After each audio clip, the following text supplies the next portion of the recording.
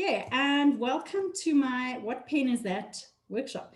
So the reason I decided to do this workshop, and I'm just thinking I should have done it ages ago because, and I've been doing this for quite a few years. And when I say this, I mean brush lettering, calligraphy, traditional calligraphy, dipping pen, all sorts of different styles. And being based in South Africa, we're obviously very limited with what we can get over here. And it's always difficult when you're ordering things online and you actually don't have a clue what you are buying and what you're looking at. And you can't touch, you can't feel. Most of us are quite tactile. You actually want to see the pen that you're buying, you're wanting to touch it, you want to try it, you want to see the color. So, there's all sorts of things that you are not getting when you are buying online. So people who've come to my workshops, they know I have all sorts of different pens that they can try and they can test out and then buy as well. So I started stocking pens a little while ago and I've kind of built up that collection. And the main reason is because I'd go to a workshop and I'd have all these pens and then people would say, oh, do you have those for sale? No. Where can I buy them? Well, you have to go here or you have to order online. So I just decided it's easier if I start selling the pens. But for those of you that aren't near to me, it's again still difficult not knowing just when you're looking online and you have no clue. So what I'm going to do is go through in a sort of semi-logical, I'm not very good at logical. I tend to get a little distracted. So I'm going to attempt, and I even have a checklist, so you'll be very impressed for those of you that know me, checklist to work from. So I'm starting with brush pens, and the main reason for that is brush pens are probably the most confusing thing out there. First of all, what is a brush pen? What is the difference? What is a Tombow versus a Pentel? Can I go to Typo and buy a cheap pen? What if I buy them in Checkers and I see them in the stationery section? It says brush pen on, surely that's good enough. So I'm going to just go through all of that. And then I'm also going to demo a few of the pens. So I've got my tripod here. I'll move the camera around just now. And I'm going to talk about paper as well, because paper is really important.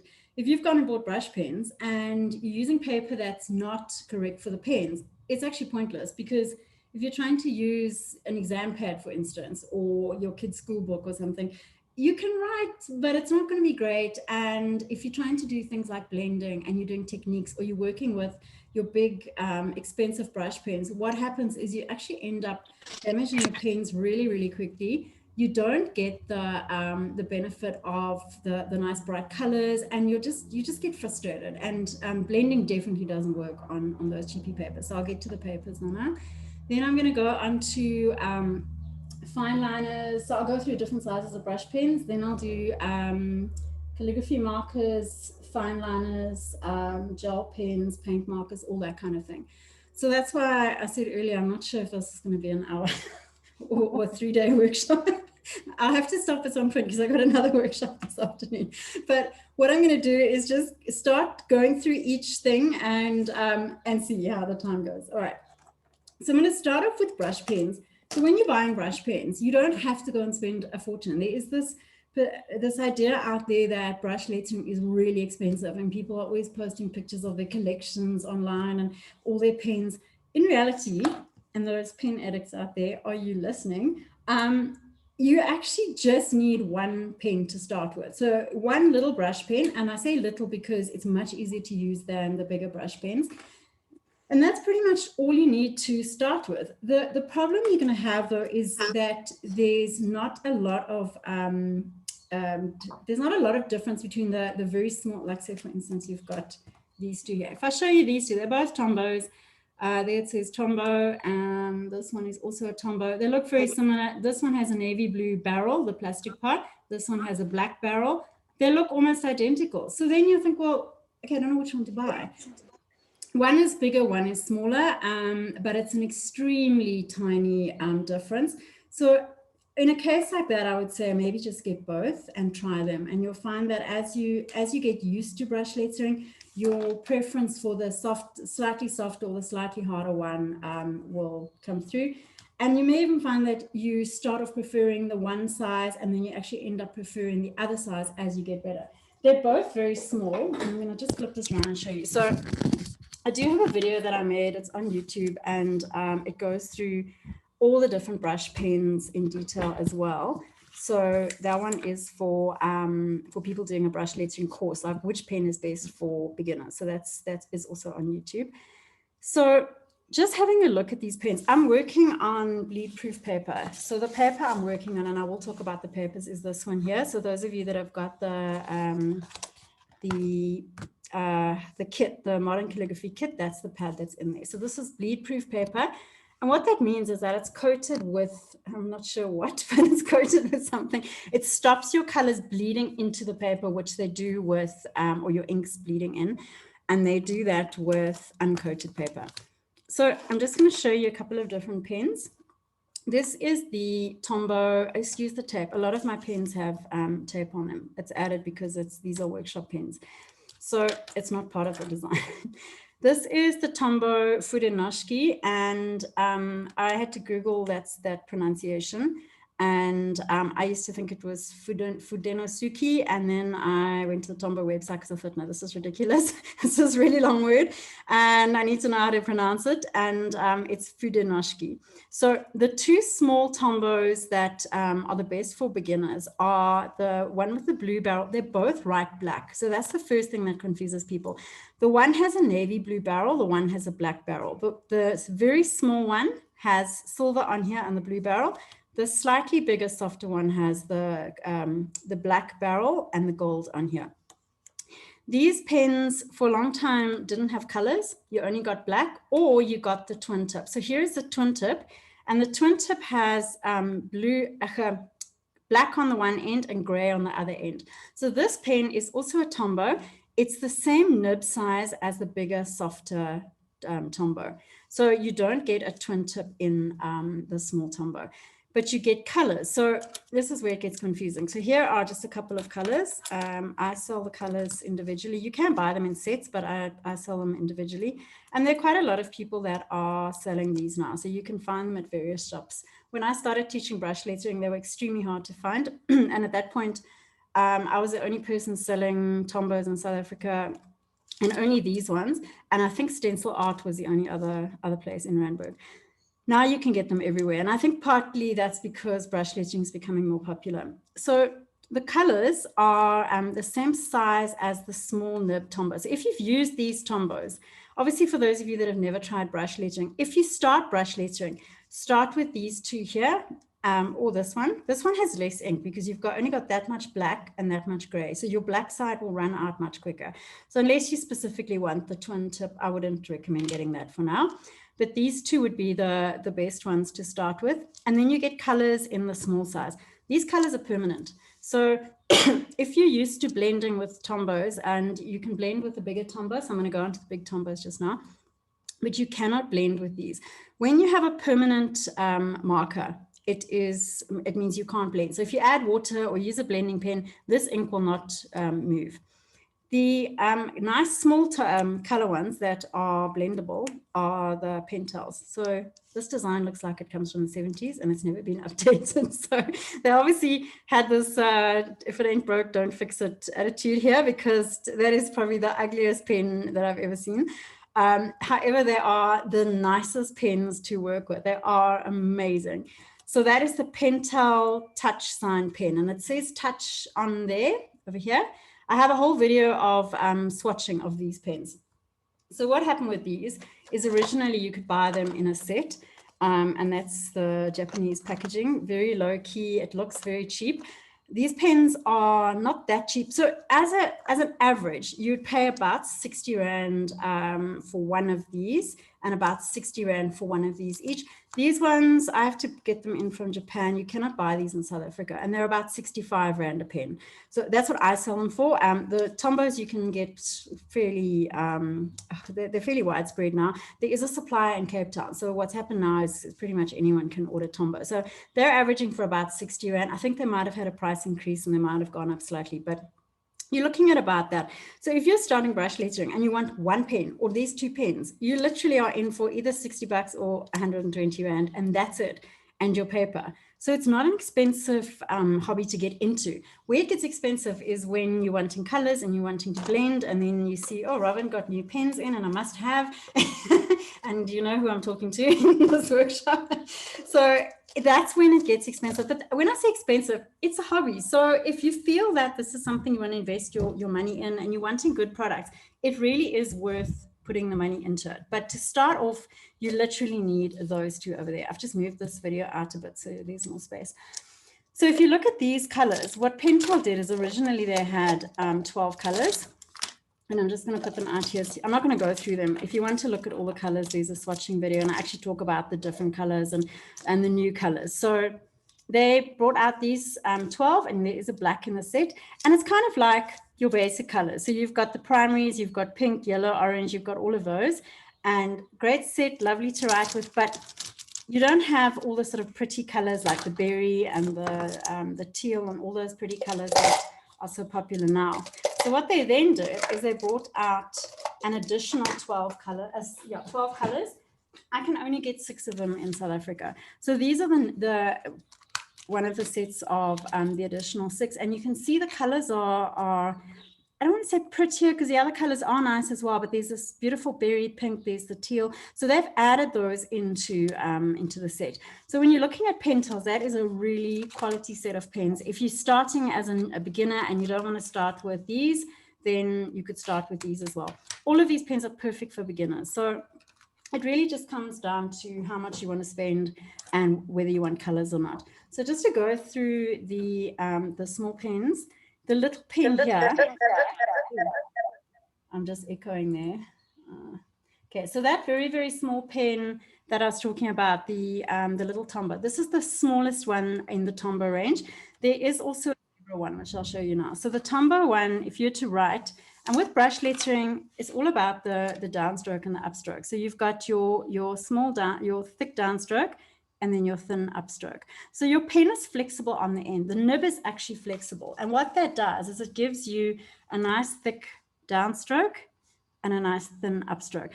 Obviously, you need to learn how to use the pen. So that's where it gets difficult. People buy these pens and then they think they're going to do brush lettering, and it doesn't always work out quite that well.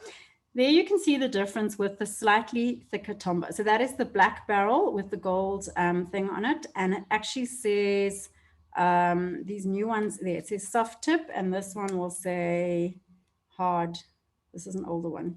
It used to only be BH and BS for brush soft and brush hard. They actually now have put the English on here, soft tip. So, and it's soft because you can get a softer, swishier kind of move as opposed to the smaller one. Both write quite small. So if you decide that you're wanting to do small lettering and you're wanting to write quite a small size, I mean, that's a fairly small size, you can go quite small with the little one, and then the slightly bigger one, you'd have a slightly bigger size. Okay, but that is in comparison to a very big brush pen, which I'll show you just now. So these are great to start with. The Zebra one is also nice. So Zebra is a brand, and Zebra do the mild liners as well. So for those of you that are into journaling and use the mild liners or like the mild liners, it's the same brand. So I've ordered some Zebra Funwari brush pens, and I'm very excited for them to arrive. And they are little like this. If you look at this brush pen, it's quite a little one. You can get quite a nice small stroke as well. It's got a very similar feel to the small Tombow. I feel like you can go even smaller. So this one is called the SS4. It's a super small. I think that's what the SS is for, or super fine, depending on which websites you're looking at. It's also navy blue, same as the small Tombow. And I'm not sure if this is some kind of universal thing where if it's a navy blue barrel, it's a small nib, and if it's a black barrel, it's slightly bigger. But I've just noticed that the similar sizes tend to have the navy blue barrels. And then if you look at the Pentel by comparison, I don't have a black Pentel here. I'm just going to use I'll use a red one. The Pentel to me feels very, very similar to the softer, bigger Tombow. So if you like the small Tombow or the big Tombow, and if you like the bigger one, then get the Pentel pens. If you like the very small, hard one, and you're looking for colors, I would say go with the small color tombos. The only problem with these is they're not blendable. So if that is not important to you and you like the very small, very hard nib, then I would go with these. I also find that often I have left-handed students and they will prefer one or the other. It depends on the person. So I can't even say that one or other of these is better for a left-handed person. It's very much a personal preference. But if you're not sure, buy these two and then go from there. But with a left-handed person, you're having to push that pen up for your thin strokes where a right-handed person is pulling. So it's much easier to do brush lettering if you're right-handed. So if you look at these colors of the small ones, they're a little bit more muted, and I'm looking at the small tombos now. They're more muted than a Pentel, for example. So that's the orange of the tombo, and here's the orange of the Pentel. Much thicker, much brighter, but look how much bigger that stroke is. So it's very much a personal preference when it comes to these little pens. The Pentels I really love, but if I'm doing something in a journal, these are quite inky and they do tend to bleed a little bit on the pages, depending on your page. But if you're just working in a journal that's fairly thin paper or something like a typo journal, these Pentels are going to bleed through. So I'm just warning you about that. I wouldn't buy them specifically for journaling. If you are wanting colors for journaling, these are quite nice. I will let you know what the zebra Finwari ones are like, if they bleed or not. But these little tombos also come in neon colors, but look how pale that is. Unfortunately, they are quite light. So what I find is if I write something, I need to go over it a few times, which if you're just doing something like a card for someone is fine. You can go over. That is neon, so it's meant to look that bright. So, they also have a neon pink, which is really nice. Go over twice as well. If you're doing a little card or a little gift tag or something, it's not too much of a problem to go over it a second time. If you're practicing, these very muted colors can be a little bit dull. Some people like the muted colors. So if you look at this pink, for instance, I'm looking at all the small color tombow ones now. That pink is, to me, is a very muted, very dusty pink. But if you compare it to the Pentel one, it's a much bigger in-your-face kind of pink and a much bigger nib. So it, again, depends on personal choice. For practicing, these bigger pens, unless you specifically like the softer nib, they can get a little bit big. I find for most people when they're practicing and they're still learning, especially if you look at a lot of the practice sheets that you get, they are better suited to the very small nibs. And honestly, the nib size, it's such a difficult thing to see, because if you look at that, they look pretty much the same. This is the softer, bigger one. That's the smaller, hard one. How on earth do you tell the difference? It's all in the feel. Okay, so that is the small pens. Just with the zebra one, this one doesn't come in colors. So this particular zebra brush pen, as far as I know, it doesn't come in colors. The ones that I've ordered are the zebra Finwari, which is a different pen to this. I think from what I've read, they do write the same, but it is just a different style of pen. The last one I just want to show you is a Kelly Creates. So Kelly Creates, there was a time when her pens were extremely popular. I don't really see so much anymore. I have bought and sold quite a lot of those pens in the past, but they are nice and soft and they've got some beautiful colors. So that's the blue, just a blue one there. And then just to compare it to the small tombow, you can see it is a thinner stroke. This Kelly one is quite a lot softer. So they are difficult to find. Stencil Art used to sell them. I don't think she sells them anymore. Obviously, with lockdown, it's quite difficult to get products. And I know when I was selling these ones, every now and then I'd have somebody come back to me and say, oh, there was one dry pen in the pack. Or, and I think it actually might be this one, this top, yeah, it is this one. This top plastic piece broke. It actually split on the side. These are made by American Craft. So they're Kelly Creates, and Kelly Creates is, she's Canadian and she is a calligraphy teacher and artist, like a lettering artist. And this is her range of pens, but it's made by American Crafts. All of these other pens are Japanese. So following my personal rule on this, if the pen is made in Japan or comes from Japan or comes from Germany, buy it. If it's from anywhere else, not so sure. These ones are American, and the quality, although the colors are beautiful, the quality is not always great on every now and then in a pack. Generally, they're fine, but you know what? They're hard to find at the moment, so I've just stopped selling them for now. All right, so that's the small brush pens. I'm going to move on to slightly bigger ones. Have you got any questions about the small brush pens? Because I'm going to compare them now to the bigger ones, just to go through those. Otherwise, you can also message me afterwards if you have questions. Can I ask a question? Yes, sure, absolutely. I have one of those Pentel touch pens. Yes. Are all of them the same? Because I can't actually get it to do that movement.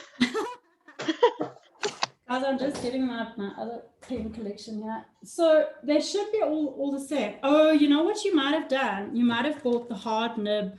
Okay, let me ask you this, because I actually forgot to mention that. So thanks for asking. Does it have slightly sparkly plastic? Yes. Okay, then it's a brush pen. Then it should. Why I ask is I once bought way back when I didn't know that there's a difference. You get the Pentel Touch sign pen is either in a brush version or in a hard nib version. The hard nib version is like a normal marker, like a Coke. The pen looks silver. Silver. The plastic. Yeah, the plastic looks silver. It's like you can't really see it, but it's all shiny and Let me just sparkly. Hold on. I don't think that you're going to be able to see it. Yeah, it looks exactly like the one I've got. So when I say sparkly, it looks as if they've mixed very, very fine glitter in with the plastic. Yeah. The pen doesn't write, because people always get excited. Oh, it's sparkly brush pen, but it's not. It's just that the sparkly plastic is showing that it's the brush pen and gray. It should have a gray. This is my flamingo washi tape. So it's in any way gray. So. So the pen should be gray versus and it looks exactly the same versus like a beige plastic the tip and a hard nib. So yeah, that looks different. Cindy, will you, when we finish the workshop, will you just send me a photo of that one, because I haven't seen that. And also with South Africa, although we have Pentel South Africa, which I grew up with Pentel, we all know Pentel. They make all sorts of things. They make stuff used in the office, Tipex, all that kind of thing. Pentel South Africa, in their infinite wisdom, have decided that we don't need brush pens. So you cannot walk into P&A or anywhere like that and just buy brush pens. So that's why I actually started stocking them and selling them, because people were desperate for those, me included. They're amazing pens, but it definitely, what I just showed you now on the page, it should definitely do that. So if that nib is not bending, it might be a different variety. Still Pentel, but not it should say touch on it. Okay. Yeah, it looks exactly like yours. Yeah.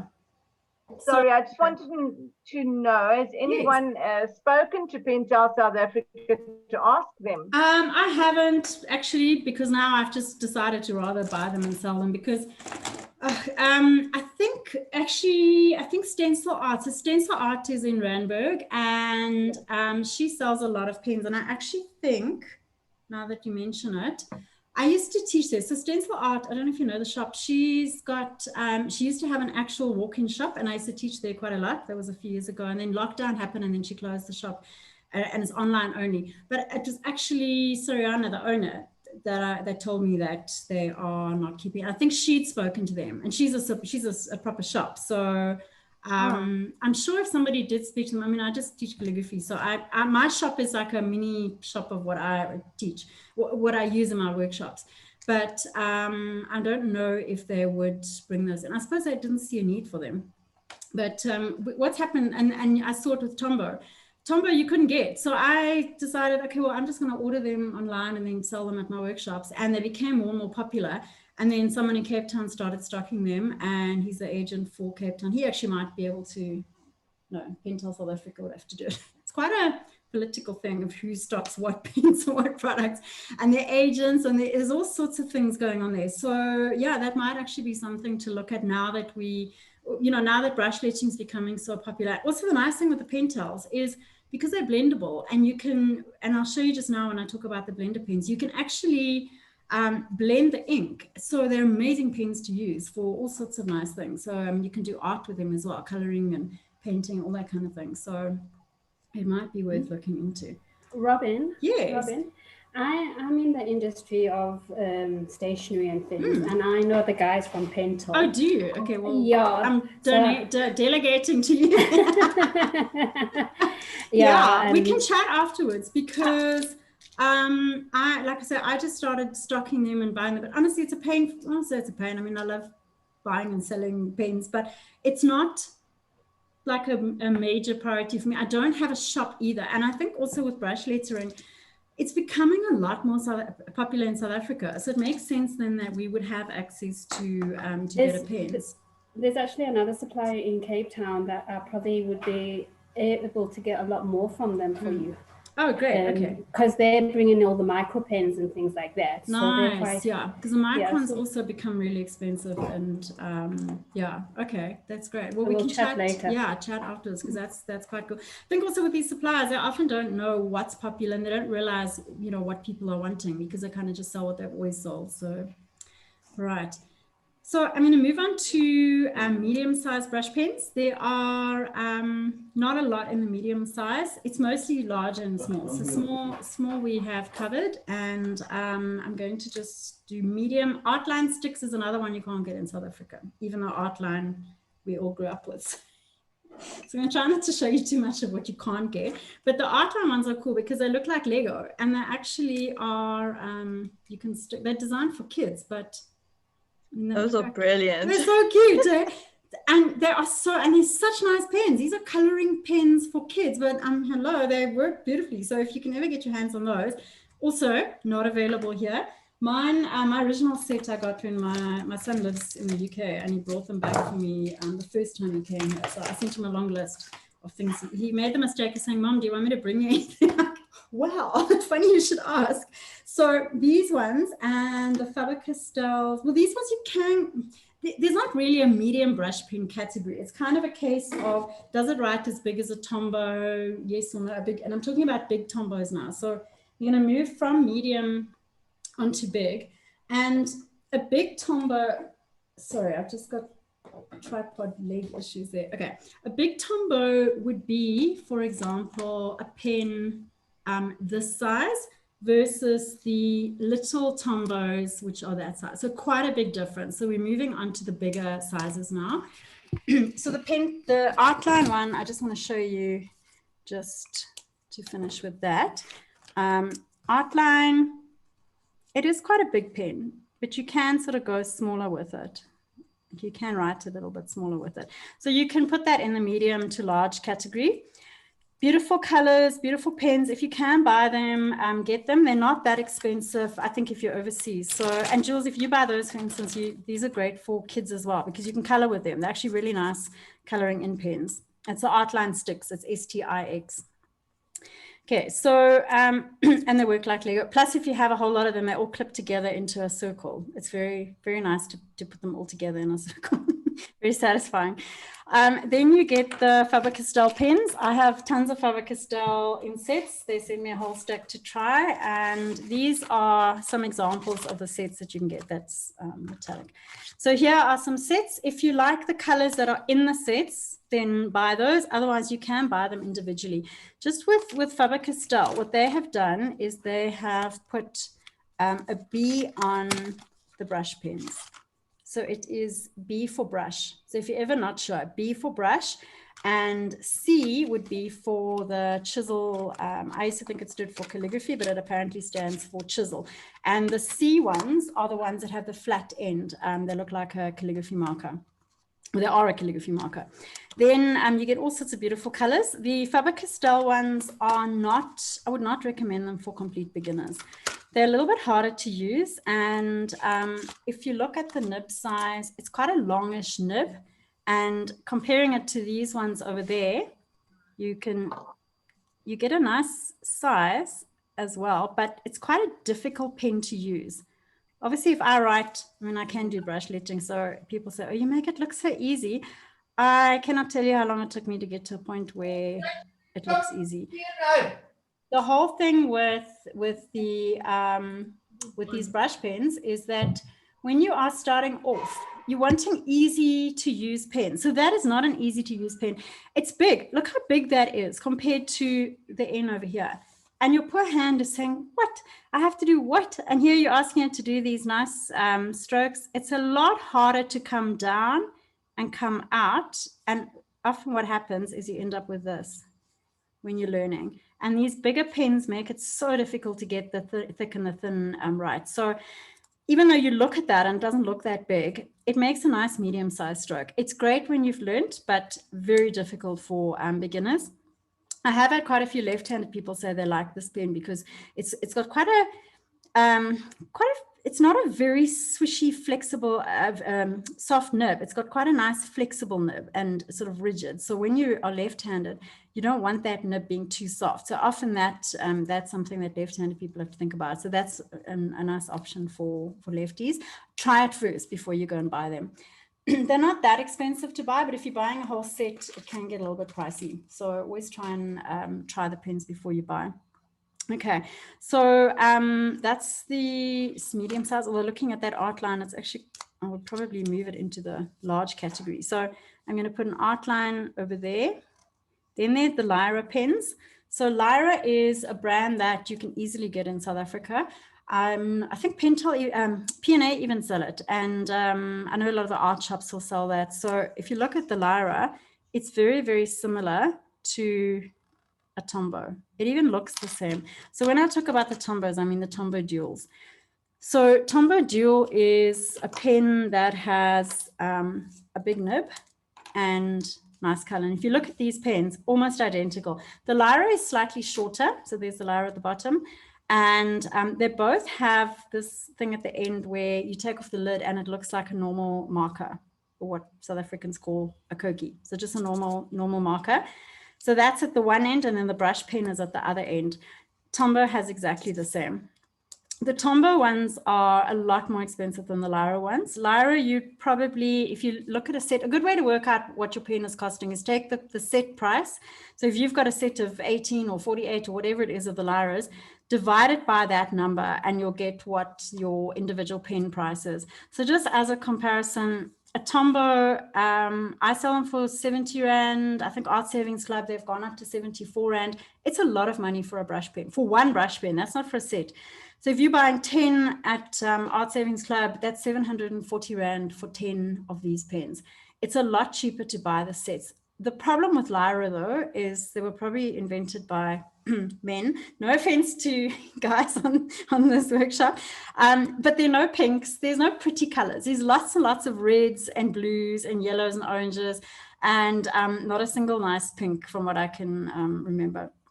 So that is the only issue with these. However, if you're wanting to get into the bigger pens, great place to start. So, same with the koi pens, which I'll go on to now. So here is a big, soft, nice Tombow. These are beautiful. These pens are just amazing. However, if you're not comfortable with brush lettering, you can destroy these very, very quickly. And that's quite depressing. I've definitely killed a few in my time when I was learning.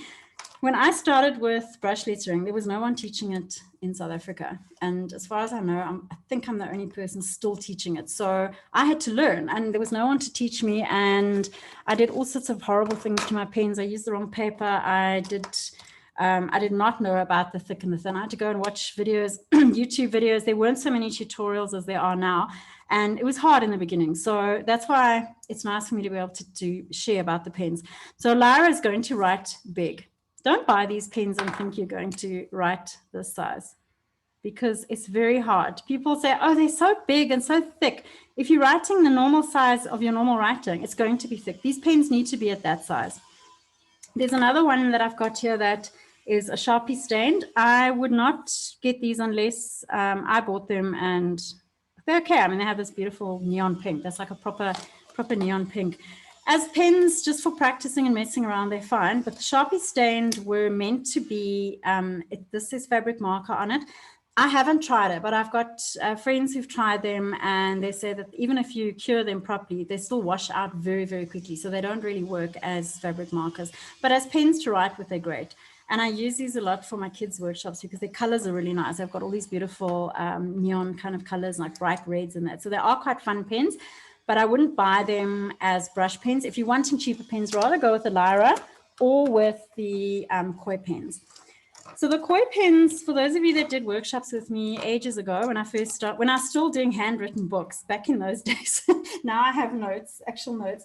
So I used to handwrite all my, my books. So each person got a personally handwritten book with the entire alphabet. So, and it was done alphabet done 3 times. That was a lot of work. I used to use these pens because at that time, this was all I could get.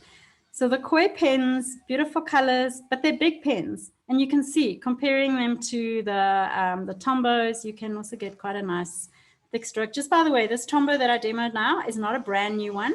This blue koi pen is a brand new one. So it is a little bit thinner simply because it's a newer pen. Again, like the Lyras, don't try and write really small because it's just going to look thick and not so good. So these pens are brilliant for blending. You can actually see, I don't know if you can see it, gives you an ombre type effect where it's darker at the top and lighter at the bottom. So these pens are lovely. And it's this water soluble ink that makes them so nice. And you also get lots of beautiful colors. So here's a nice green. I always laugh because this is called peacock green. I've never seen a peacock that color. So maybe the Japanese peacocks, but none that I've ever seen. There's a pink one. Again, nice and fine when they're brand new. But these pens, because they're cheaper, the koi are around about 35 Rand a pen versus a Tombow, which is 70, 74 Rand a pen. And a Lyra, which works out, you can often buy them on special. Take a Lot often have these on special. If you get them, I've seen them where they've been about 18 Rand a pen for these ones. Buy them. They're great for practicing. But if you look at the quality, you're definitely getting more quality for the price with this one and versus these koi ones. They do lose their points very quickly and they go quite thick very quickly. And then what happens is the end frays and it actually gets thick. So these pens are fiber tipped. The fibers are all together in a point, but it's a flexible point. So it's designed to be flexible. And what that means is obviously it's not quite as hard as a normal, like a normal kid's marker. So it's going to be a little bit softer and it's going to fray quicker. These small little pens, they are almost indestructible. I literally throw them away when the ink has run out. The points go forever. So these are really good value for money compared to these, the color ones. Then with the big pens, just on these, the blenders are interchangeable. So if you have a blender in a Tombow or you have a blender in koi, the blender pens have see-through lids. So people get all excited when they see this. They go, oh, it's a white brush pen. And it's not a white brush pen, it's a blender. A blender will always have a clear lid. So even these eco lines, which I'll show you now, they also come with a blender, always a clear lid. And for instance, here it'll say N00. So the sizes are on the side and the 00 is colorless. This one here is also a number 00. So there's no actual color on there. What it is colorless ink that's inside this pen and it works to blend colors onto your other colors. So if you're looking at, oh, hold on a second, guys, I just need my blending card.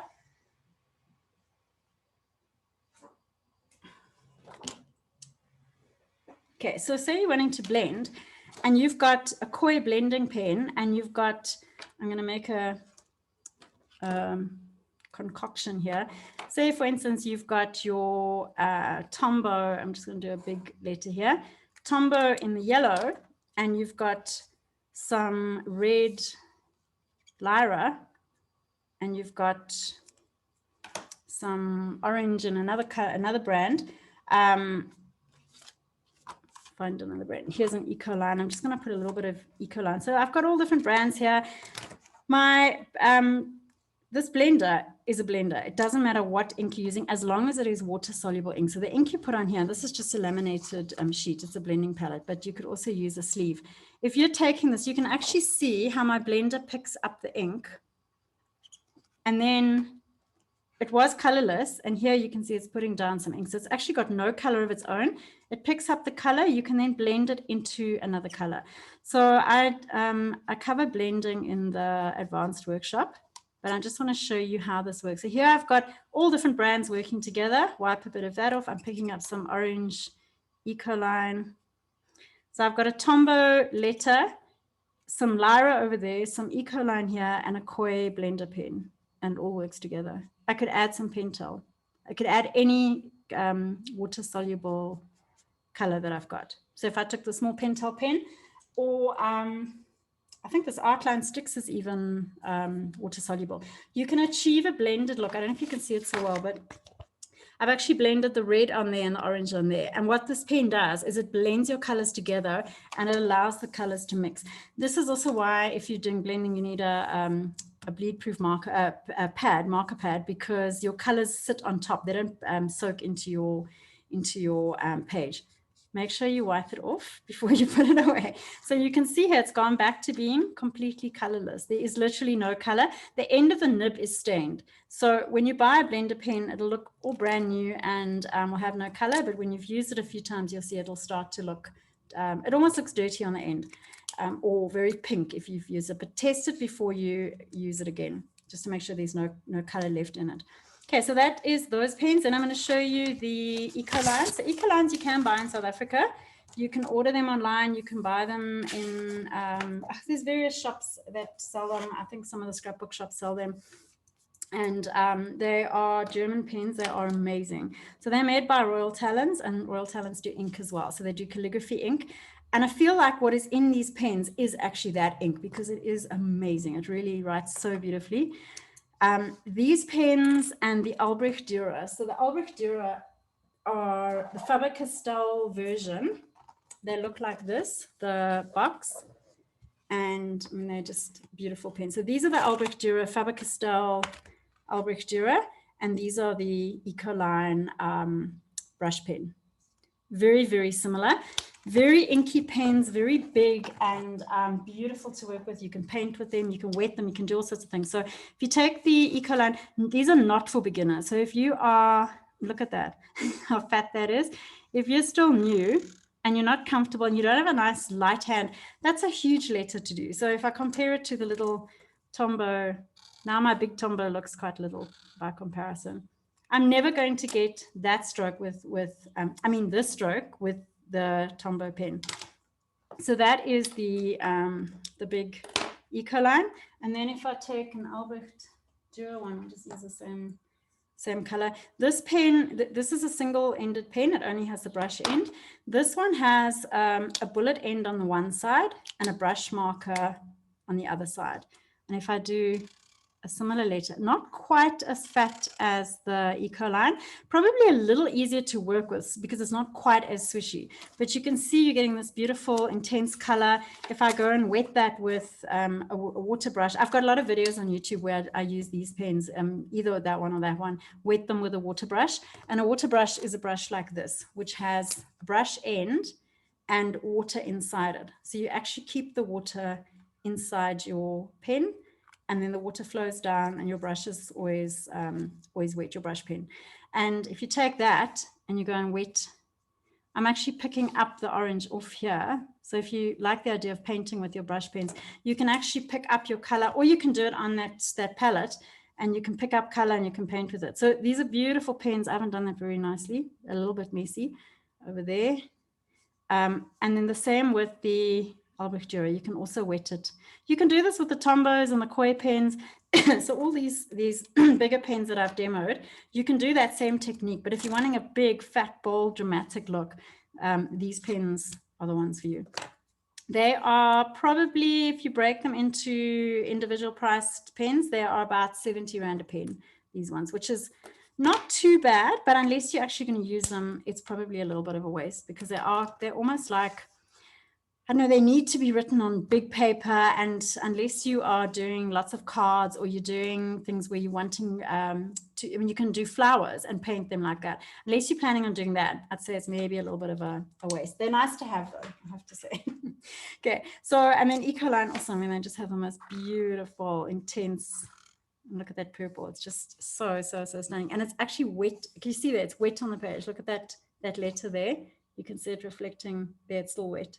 This one's wet because I wet it with actual water. That one, it's still wet because the ink is so wet. So they're stunning pens.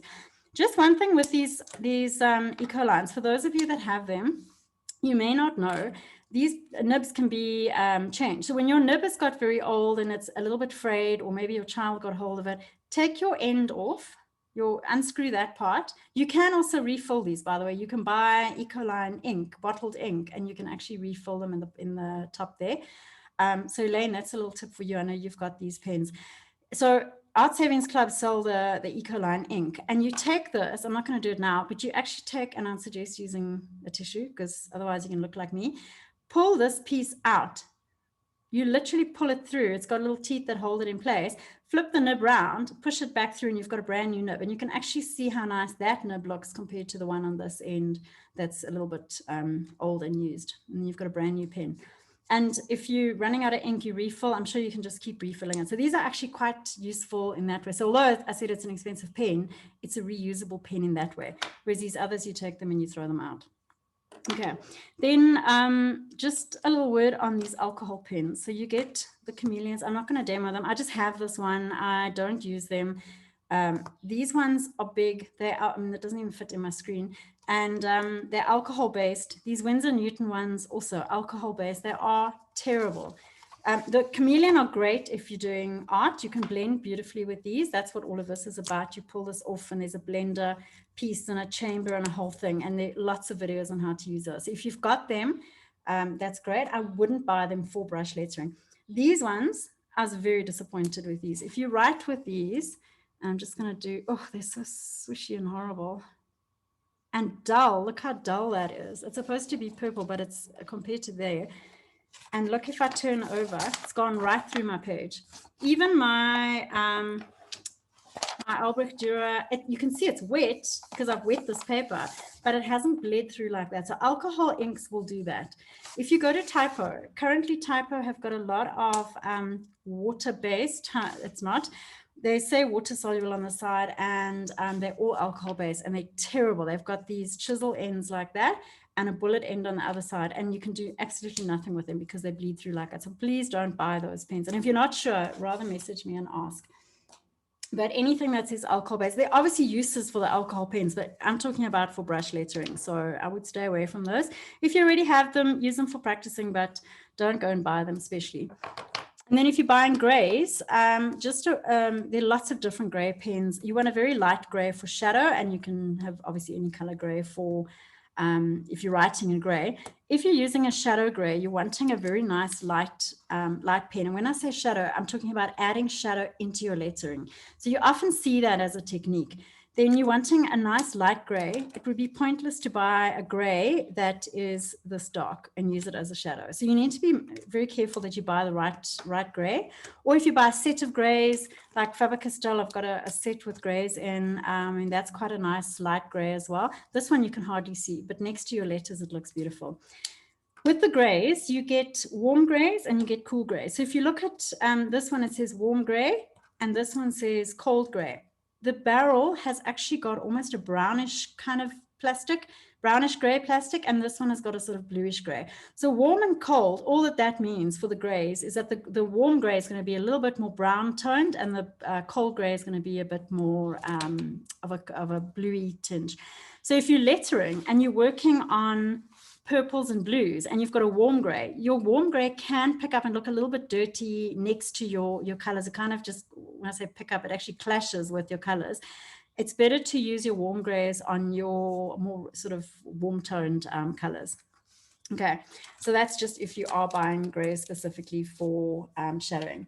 Okay, so that is, sure, that's all my big pens. Let me just unbury myself from pens here. So guys, any questions on those? I think I've pretty much covered brush pens. I think I'm done with those. Let me just flip this around. Anyone got a question about brush pens specifically? While I try and sort my life out here. I've got a very limited amount of space. So I can't go running around here too much. I don't have a question, but I can show what those outline sticks look like if you put them in a circle. Do you have them? I have an entire set. Oh, they're so nice. Yeah, they come in. Where are you? Let me find you here. I'm going to just quickly pin you. There we go. Oops, hang on. Guys, I don't know if you can see. If you just scroll through, Cindy's got the pens. Just turn them to the side, and you see how they stick together in a circle. Oh, they're so nice. It's brilliant. Yeah, I can sit and actually. I told you I'm a freak. Yeah, she's a stationery fanatic. So yeah, so I've got pen envy. Yeah, I know. They are brilliant, and they're not expensive. So I know, Julia, you'll be ordering those now that you're living in the UK. Oh yes. Definitely. And you know what? They come in amazing colors. So you've got beautiful blues. I mean, they're lovely pens. Yeah, note to self, contact Outline. Please bring these in. And overseas, they market it as kids' pens. And I just look at them and I was like, well, no kids ever touching my pens. But if you bought a set for your kids, you'll see how nice they are to color. And of course, they're like Lego. You can play with them. So they're lots and lots They of fun. were initially for the children until I opened one. And then you went, ooh, these are for me, thanks. Yeah. Right. Okay, so that is brush pens. I think I've pretty much covered everything on brush pens. There are various random pens that you can buy. Just one thing, Pentel do this one. It has a really long, very flexible nib. It's meant for Japanese writing, and I can't do Japanese writing, but if you imagine like swishy letters, this is extremely hard to write with. It actually has a paintbrush type end. So if I show you, it's got like a very soft, very swishy, very soft kind of nib, extremely hard to write with. You can buy those quite easily in South Africa.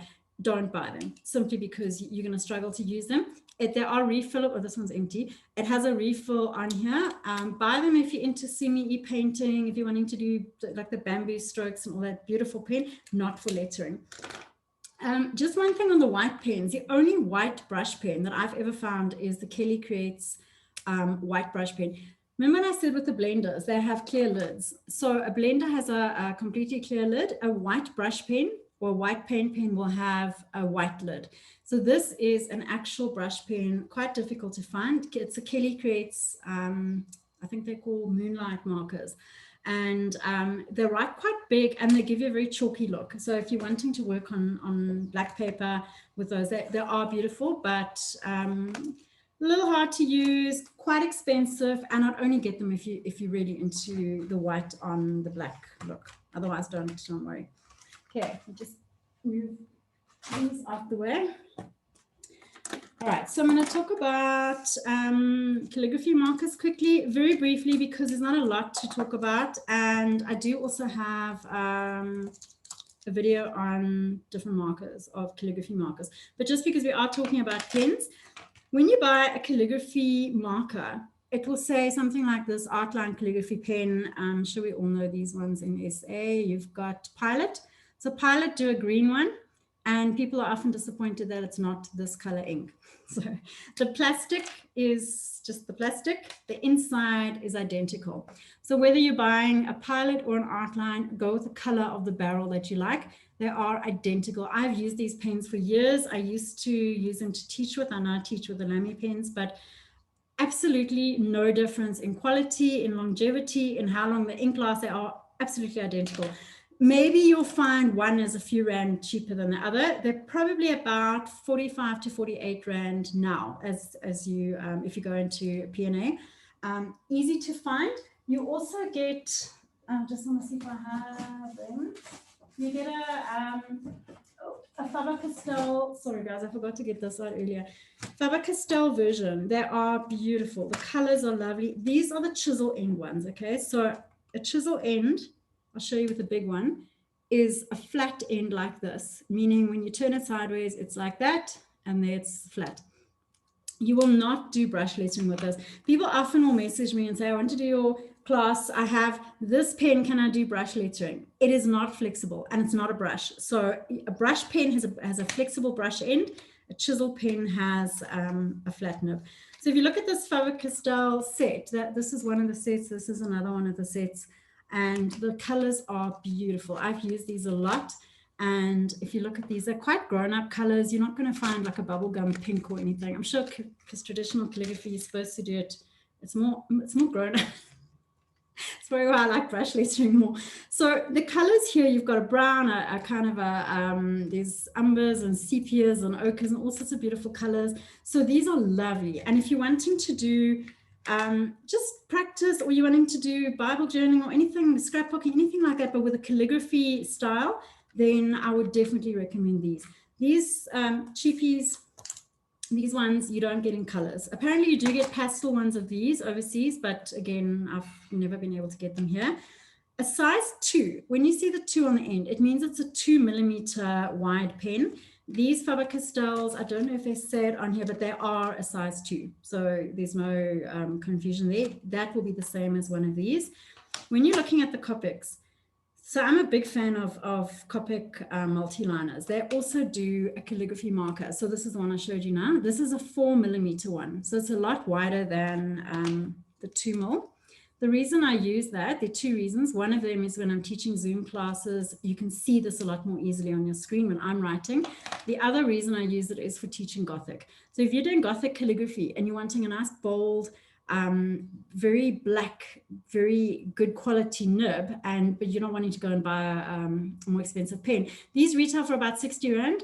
And honestly, they last forever. So these are, again, my teaching ones. They are, they get used a lot and they're absolutely fine. The nib has not lost its point at all. When you look on the side, by the way, if you're writing with any of these markers and you're quite heavy on your pen and you feel that it's got ears where it's gone kind of like flat and gone out, take your marker and you just pull it towards you and do one side, then do the other side. And what you do is you kind of reshape it just to get rid of the little ears. And I see that often. I don't press hard, so I personally don't do that to the markers, but I have seen it happen with people who are very heavy on the pen. You just reshape it and it should be fine.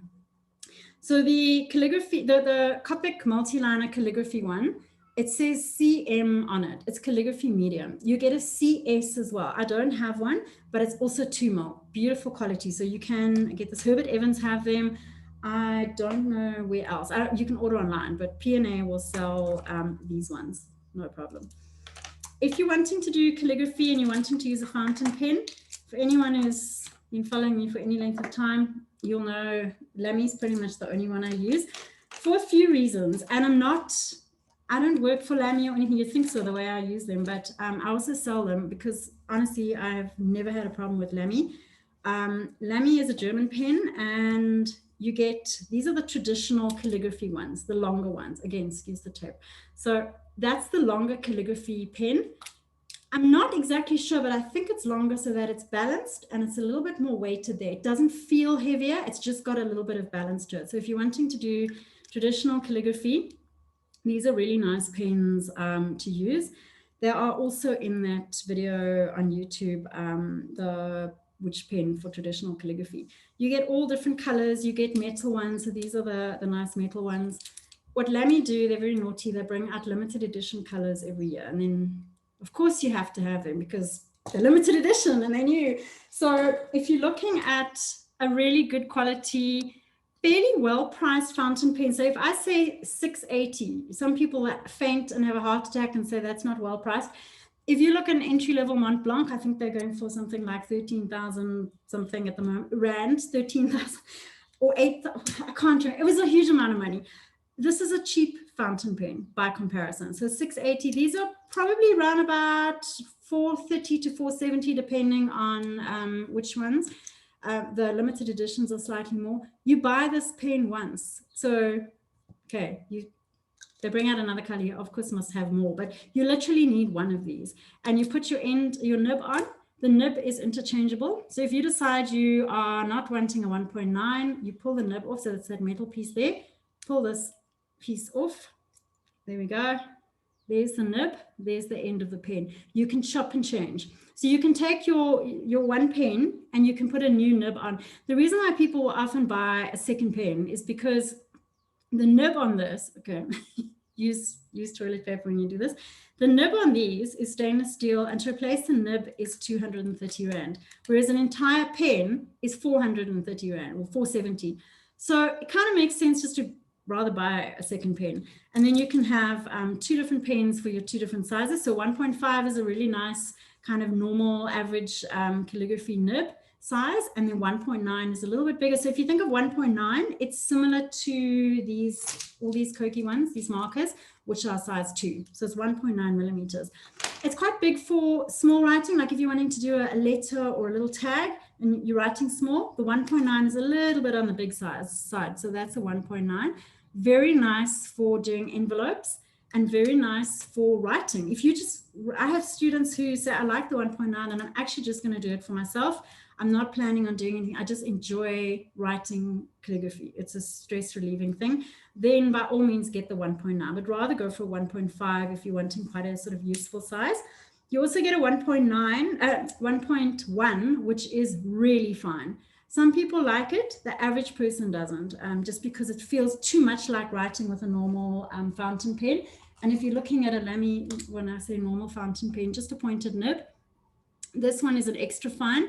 Currently, we are going through a phase of everybody wanting extra fine. There was a time when medium was the most popular, and now extra fine is the most popular.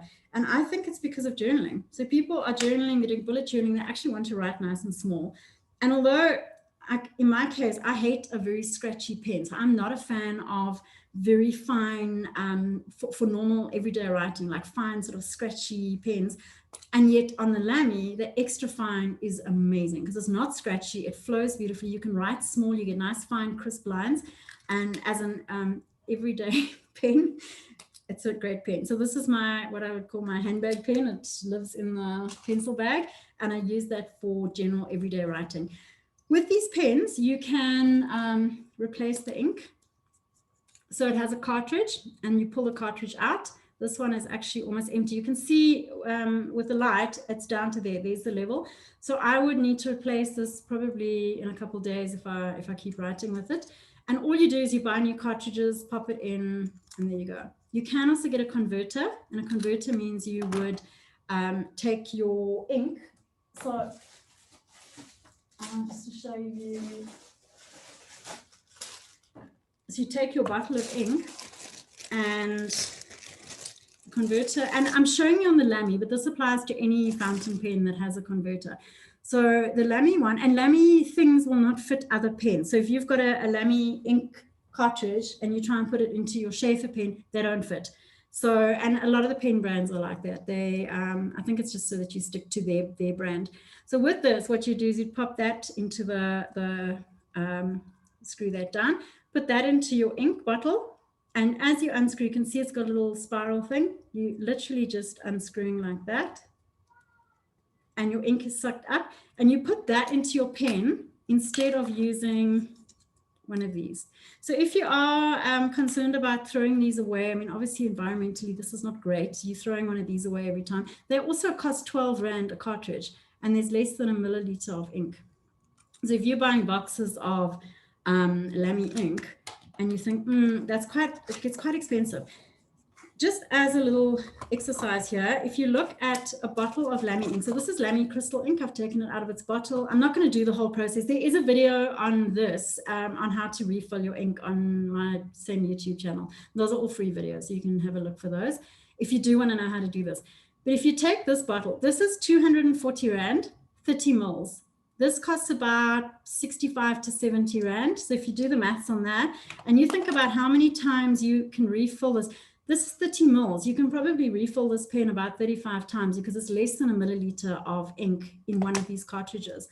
One of these costs 12 Rand, and then you chuck it away. This one pretty much lasts forever. So it becomes a lot more cost effective to buy your ink. And this is the 240 Rand Lamy ink. You get much cheaper inks. You can buy Quink, Parker, all different fountain pen inks, and you can use those in your fountain pen. So, and you can chop and change your colors. You can rinse these out. You can put new colors in, or you can buy a couple of these, and it works exactly like having your ink cartridge. You could even mix your ink colors. I'm a huge fan of mixing the inks.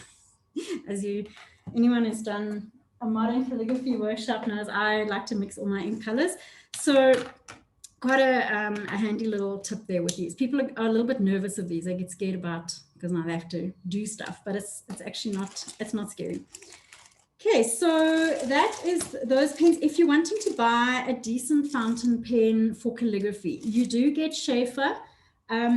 Schaefer, I have a love-hate relationship with them. Some of their pens are horrible. The nibs are very thick. You can't write. I've had a lot of students struggle with those. They're very, they feel like you're struggling to write. These Lamy pens, the ink flow. So that's just why I'm a huge fan of them, because they're easy to use. There's never a problem. I'll give mine to kids to use. They are almost indestructible, and you can replace the nib if you happen to break it. Okay. Then Fineliners. Let me speak about Have you got any questions about the fountain pens? I didn't cover those a lot because that's more of a niche thing and that's more specific to calligraphy. So if you're interested in that, there are 2 little videos on that, and then also the which pen for traditional calligraphy. So I think that video is, I think it's public. Otherwise, if you can't find it, just message me and I'll send you the link. Okay, so otherwise I'm going to move on to Fineliners. So Fineliners are, sure, it's a minefield. There are so many different kinds. And if you don't know what you're buying and you just go and you look at sets, it's like, oh, okay, do I buy this set? Do I buy expensive ones? Do I buy individual ones? You know, how do you know what to get? So with Fineliners, and I've just pulled all of mine out here, you get different sizes. So we'll chat about that now. But you, first of all, the brands. So in South Africa, a lot of people know the Microns. Micron is quite popular for Zentangle. I don't know if Zentangle is such a big thing anymore. It was before lockdown, but I think because there were people teaching it, it seemed like it was everywhere. But I think that a lot of people still do it. And definitely for line drawings, these are really good. Look at my fingers. It's my normal look. So there's Micron, there's Unipin, and you can, I'm just gonna hold them like that. There's Unipin, it actually says Unipin, and it's made by the Mitsubishi pen company. So I'm not sure if it's the same company that makes the cars, but they make pretty good cars. So I'm assuming their pens are in the same league. Then my Faber-Castell one. Yeah, I've got a Faber-Castell. What Faber-Castell have done, I just want to show you here quickly. Older ones have an S on them, and the S is for small. What they've now started doing, and it's actually much better, is they've started putting a size on. So if you see there, it says 0.3, that is the S. This actually says 0.3 and S on it. There you can see the S and the 0.3, and on the end it will still say S. That one says S. So S is for small, but if you get new ones and you see a size on, or you buy ones that are maybe a little older, it's just a packaging thing. So S is for small. And then with these ones, you also get, with Faber-Castell, you also get a couple other sizes. They're a little bit limited in their sizes. So you get the small, a medium, and a 1.5. Also waterproof. So all of these that I'm showing you are waterproof. Waterproof is really important. If you are, oh, and the Copics. Let me not forget my beloved Copics. Okay, so here is a Copic. And just move it around there. Copic and Micron, Unipin, and a Faber-Castell. All waterproof, all very good pens, all write beautifully. My personal preference is the Copic, just because it flows beautifully on the page. They're about 60 Rand a pen. So if you're buying a set of pens and you're not sure what to get, or you can't find the Copics, there's nothing wrong with any of these. It's just, again, it's a personal preference. I find that these just flow better on the page. But these ones, if you have the Microns already, they are brilliant pens. A lot of people have them already. The Microns and the Unipins you can get fairly easily. Faber-Castell, wherever they sell Faber-Castell, you can buy them. Some places will sell them individually. Some will only have the sets. So Faber-Castell do, can't see it now. They do a lettering set. I have one. I've lost it. I'm not going to show you what's going on down here. It's messy. But if you're buying the Faber-Castell lettering set, that's a great place to start, because you get a small, a medium, and a 1.5. 1.5 is big. It's like writing with a big fat marker. I have a individual 1.5 here. You can see it's got, like, we're now moving from fine liner into marker territory, but you can see the difference there between the S, and then the marker. So if you buy one of those sets, know that you will not get a whole lot of fine liners. You're only going to get 2 actual fine liners and one of these ones. Why waterproof is really important is because when you are, say for instance, you're doing hand lettering. So if I teach a hand lettering workshop, often what will happen is we'll color in the letters. And when you're coloring in a letter, you're using obviously a color. So your black is on the outside and you're coloring in on the inside. If you're using a fine liner that's not waterproof, what happens is it pulls the ink in. So your color, as you're coloring, as it touches the black, it pulls it into itself. So it wets the black and it pulls it in. So with a waterproof marker, that doesn't happen. A Pigma Micron, and I've tested them, it'll dry in within 30 seconds. You can take a wet brush and rub over it, or a wet finger, and it will not move. Just one thing with the microns. I don't know if any of you saw, there was a girl who posted on one of the bullet journal groups, and she'd done something with microns. She'd spilled water by accident. She was drinking water and spilled it. Her whole micron drawing had smudged. And a whole bunch of people said, that's not how microns are. Turns out that there are fake microns. So I'm only speaking about these pens at the moment. Fake Pigma microns on the market, and they are not waterproof. I had a look at this whole, I went to my researcher because she's one of my students, and I thought, no, this is not right, because I sell microns, so I need to know if they're not actually waterproof. Micron, if you look at the word micron, the fake one has I think it was very bold. It's on the internet if you want to go look. But if you're not sure about any of your pens, because I immediately went and tested all of mine and double checked them. If you do a stripe, within 30 seconds, you should be able to wet that stripe. And that goes for any of these waterproof pens. The minute you put the ink down, it's dry. So the fake microns, they look identical. The barcodes, the writing, everything is absolutely identical. So it's a little bit of a problem for them. But the logo apparently is, I think it was bolder or lighter. I can't remember, but that's how you would tell the fake one. And then it not being waterproof. So the other thing you want a waterproof marker for is if you're doing painting. So if you've done watercolor painting, so we use those a lot in Elaine's watercolor classes, and you're working over your painting with a black fine liner, and then you decide, I actually need to touch up something, or you wet you wet your page by accident, your marker will not move. It sits there permanently on your page. Cindy, I just wanted to ask you to show. So Cindy's living in Europe, and she's got Stapler markers. You can fine liners. You can buy those here. I just don't have them. So I asked her just to have them, just to show you. I have them, but because of the fact that it's difficult to share the video for me, for you to see me, I actually just sent you 2 photos. Okay, perfect. Yeah. So, and those are also waterproof. I'll show them. Yeah, I actually have a large range of pens that you haven't mentioned that I use for. You live in Europe, man. That's my painting. So I'll show what I have. Send me pictures, and for anyone who's it's not that bad. So I have these Stapler ones. They are grey. So if the Stapler ones are great. The video with the view, it says view. If you click, I mean, I've spotlighted my video, so I'll be the main picture. But if you can see, I do have photos of those that you sent me. They are apparently really nice, and they're Stapler. So you should, as far as I know, you can buy them here. And if not P&A, then you'll get them in. They are not expensive by us. They're around 10 to 15 euro for a complete set with 8 pens. Sure. How would that compare to the microns? I don't know if you've bought those. I haven't used the microns, but I've used Artline. I have. Artline also do pens. I've also got a Derwent one. Derwent, this is a purple one. This is also quite a nice one. So Derwent do pens. So there's lots of different brands. So, so these are the Artline ones. Yes. The Stapler ones I find better. I also use for thicker lines the Lumo color. I don't know if you know them. Those I haven't seen. So it's more like a Koki, but you have a thin and a thick one. I think if you are into drawing and doing line drawings, there are often lots of pens out there that I wouldn't necessarily know about because I don't specifically teach that.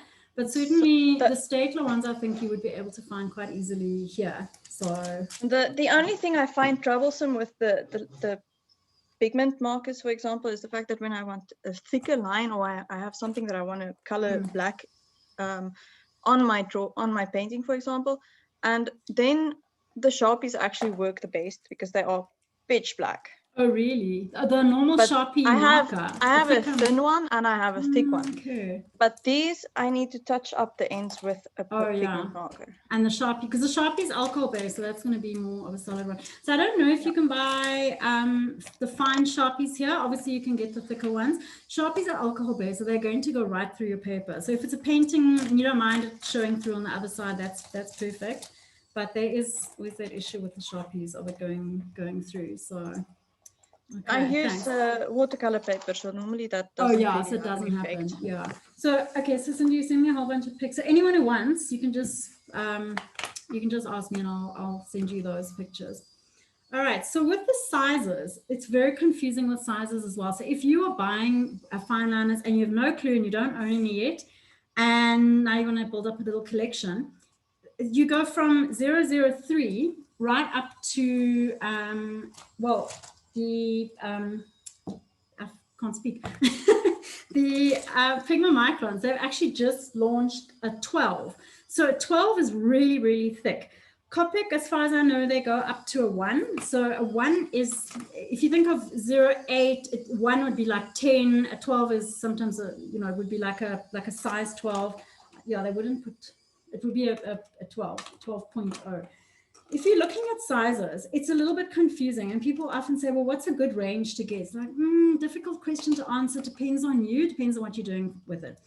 If you're using your pens for as outline, so say for instance, like if you look at this piece, I posted this on Instagram the other day. So this one here, I've used a very fine 0.005 fine liner around here. And what that does is it gives you this very scratchy, very, very fine look. So if you look at this picture on Instagram, you'll see super fine lines. But to write with a 005, it's like writing with a needle. It's actually not pleasant. So I would use that for fine, fine lines, for things like cat's whiskers, little succulent thorns, cactus thorns, touching up your lettering. So if you've written in black, for instance, you're doing brush lettering, you've written in black, and you think, I did a tail, but there's a little bit of a gap there, you can take a very fine liner and touch up with on your tails or on your lettering. And then a 005 is quite nice, or a 01. Then you get, so you get actually 003 is the finest, then 005, then 01. So 01 is quite a nice starting point. If you have a 01, maybe a 03 and a 05, for instance, that's quite a nice range. If you're wanting to do fairly small line drawings, if you're wanting to go a little bit thicker, you can add in a 08. 08, I find a little bit thick. I draw quite small. So when I draw, if you've done drawing classes with me, it's always cartoon type stuff. So it's cats and it's little cartoon pictures. I like quite a fine black line. So 05 is a nice size, like a top size for me. 08 is great, but only if you're doing a bigger size, or you want a nice, like say you're drawing a solid block or something, and like an outline. When you're making cards and you're wanting to do a nice border around the edge, 08 is really, really nice. And then now that they've launched the 12, the Figma Micron 12, I mean, that is a really thick pen. There's a post I did on Instagram as well, and you'll see the difference between the 05 and the 12. It's a beautiful thick pen to write with, but maybe not the most practical thing unless you like either doing big monoline drawings. So monoline writing, where you've got one single line, you're not thickening up. Or if you're wanting to do something like fake calligraphy, and say you're doing a gift bag, or you're doing a little poster, sign or something, and you want to do nice, thick, big fake calligraphy, then the bigger, thicker fine liners are nice. And then in the Copics, you're going to get a 1, which is your thickest, as far as I know. And in the Micron, you'll have the 12. Okay, so that's just a word on that. If you're wanting a kind of a range, you can just sort of skip every couple of numbers, 01, 03, 05, and possibly a 08. If you buy a pack of color fine liners, often what happens is you'll buy a set, a sort of a cheapy set. You think, I'm just going to use these for practicing, or buy them for just for some lettering and adding some color. Those packs are often not numbered, and what will happen is you buy them and you don't know what number you've bought, but generally I find they are around about a 04 or a 05 if I compare them to my other fine liners. So an unnumbered set is usually about a 005. The Micron pens, those beige ones, they do come in colors, but only, as far as I know, only the 05s. They also come in brushes. Please, please, please, unless you specifically want those brush pens. And I don't even have, because I hated it so much and I actually gave it away. The Microns, let me just see here. Okay, so this beige color, like that, it will say brush on it. And you might think, oh, well, I've got Microns, they're brilliant pens, I'm going to use the brush. Really, really difficult for brush lettering. Very soft nib. They're actually, I think, designed more for coloring and for drawing. So I find them extremely difficult to use, even now, because I tried one the other day and I thought, well, maybe it's because I was really, quite new and I tried it. I still hate it. And you get those in colors, and you get them in you know, you get big sets, people buy them and they absolutely struggle with them. So if you're into brush lettering, don't buy those. If you want them for coloring, the color microns are absolutely fine. Okay, any questions on fine liners? We've gone seriously over time, so if you need to go, that's also fine. I'll send you the recording. I should have known I couldn't do this in an hour, so anyway. All right, so I'm going to talk about gel pens, white, silver, and gold. I'm not going to talk about all the colors. There's loads and loads of gel pens out there. I'm going to speak specifically about the ones that that I like for what I teach. So so Elaine teaches the art, the watercolor painting. The pens are interchangeable. So if you have your same fine liners and gel pens that you've done used for lettering with me, you can use those for your art as well. I just want to find one because now they are hiding. So the white, okay, that's, what did I, guys, I'm going mad here. There's too many pens. Okay, so I just want to get, I needed this pencil bag. So I have a lot of different pens in here, and my favorites always are white gel pen, Uniball, silver and gold, also Uniball, and I'll show you those properly now, and paint markers, Pilot and silver and gold, so these ones. And then for white and for black, I use the pin tool, Pilot pin tools. Okay, so those are the ones I'm going to talk about now. There are also Posca markers. I have never got into Posca markers. There's lots of people love them. I don't specifically hate them. I've just found that they don't really work for me. And certainly the silver, the metallic ones, not great. So if you're wanting to do paint markers, use paint markers and wanting silver and gold, go with the ones I'm going to show you now. They really are the best ones. Okay, so for white, there is a gel pen out there called the Uniball Signo, and it says Uniball Signo over there. You can buy these at P&A. So I sell them because people often just want to buy them there and then, but you can buy them at P&A. They're probably about 38 Rand now, quite affordable for a pen.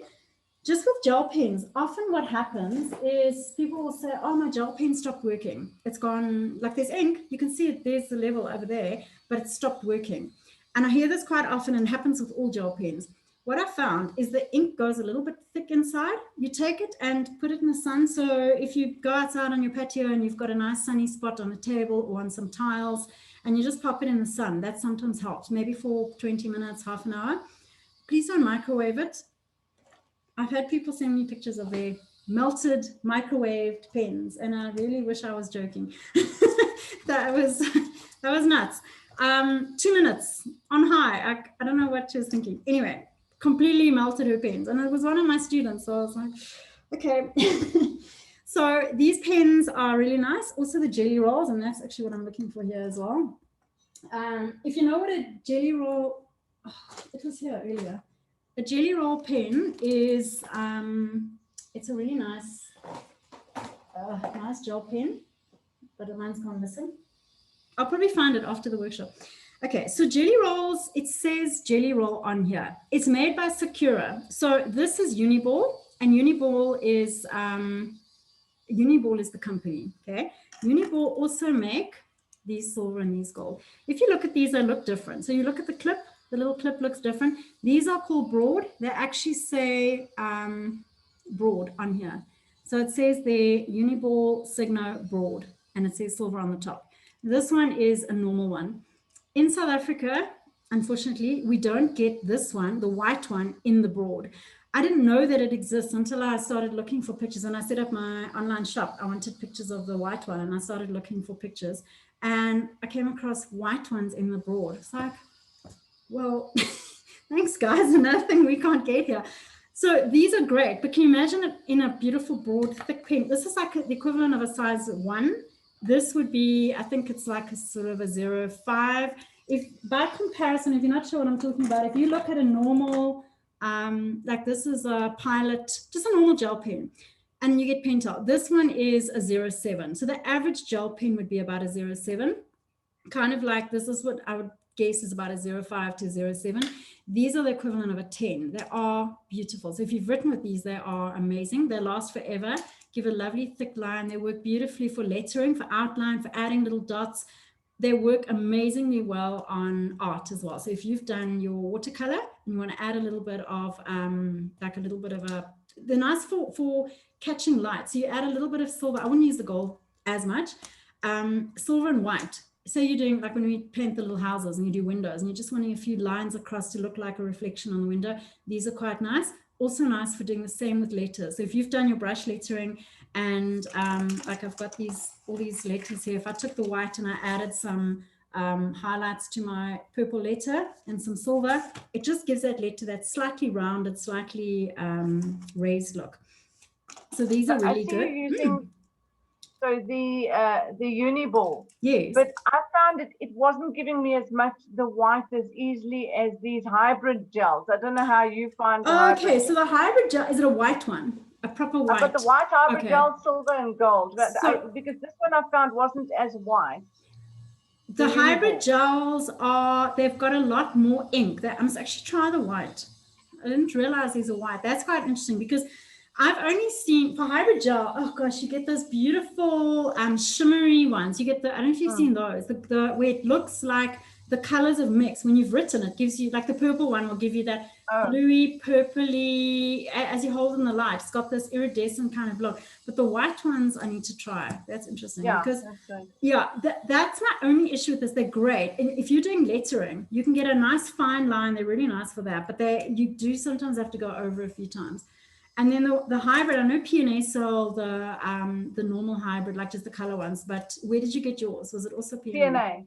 Perfect. I'm going to have a look because oh, nice. Because I'm going to try that and see. These Uniballs, they're great, but the one you've got might also just be giving a little bit of trouble. I do find that sometimes when what I was talking about, when the ink starts to get a little bit thick, they don't flow as nicely. So that could be the reason. But I'll try the that hybrid one. I also have hybrid gel. They are. Have you got the nice. White? Cindy, have you got a white one? Okay. How do you find? Do you use that for painting? I do. I use the white hybrid gel for windows. For windows, yeah. For example. When Elaine and I are using these, then you're using those. Okay, perfect. I'm going to go look at those because just making notes here.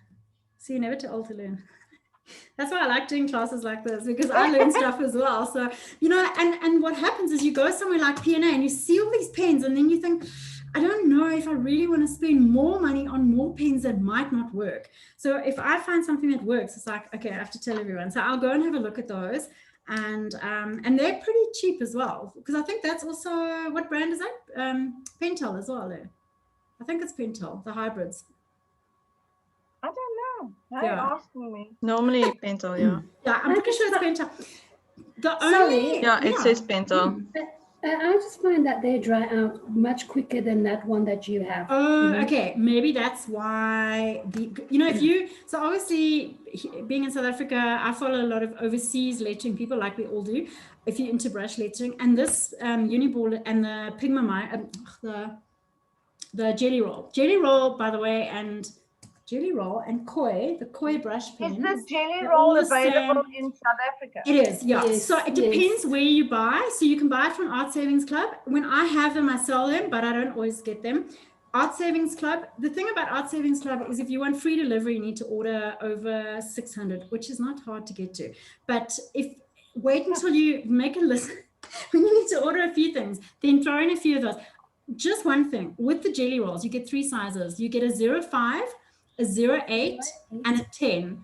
A 0.5 is too thin. A 0.8 or a 10 are beautiful. If you can get a Jelly Roll 10, and you can buy packs of 3 as well, I've seen them where you get all 3, then that's quite nice. So a lot of the scrapbooking shops carry those. Do they? We use. Okay. Yeah, nice. We use them in the scrapping world. Nice. So I don't do scrapbooking. I teach in the scrapbooking shops, and I go in and I go out, and I don't look because there's so much stuff. But if you've got a shop that's so, I know.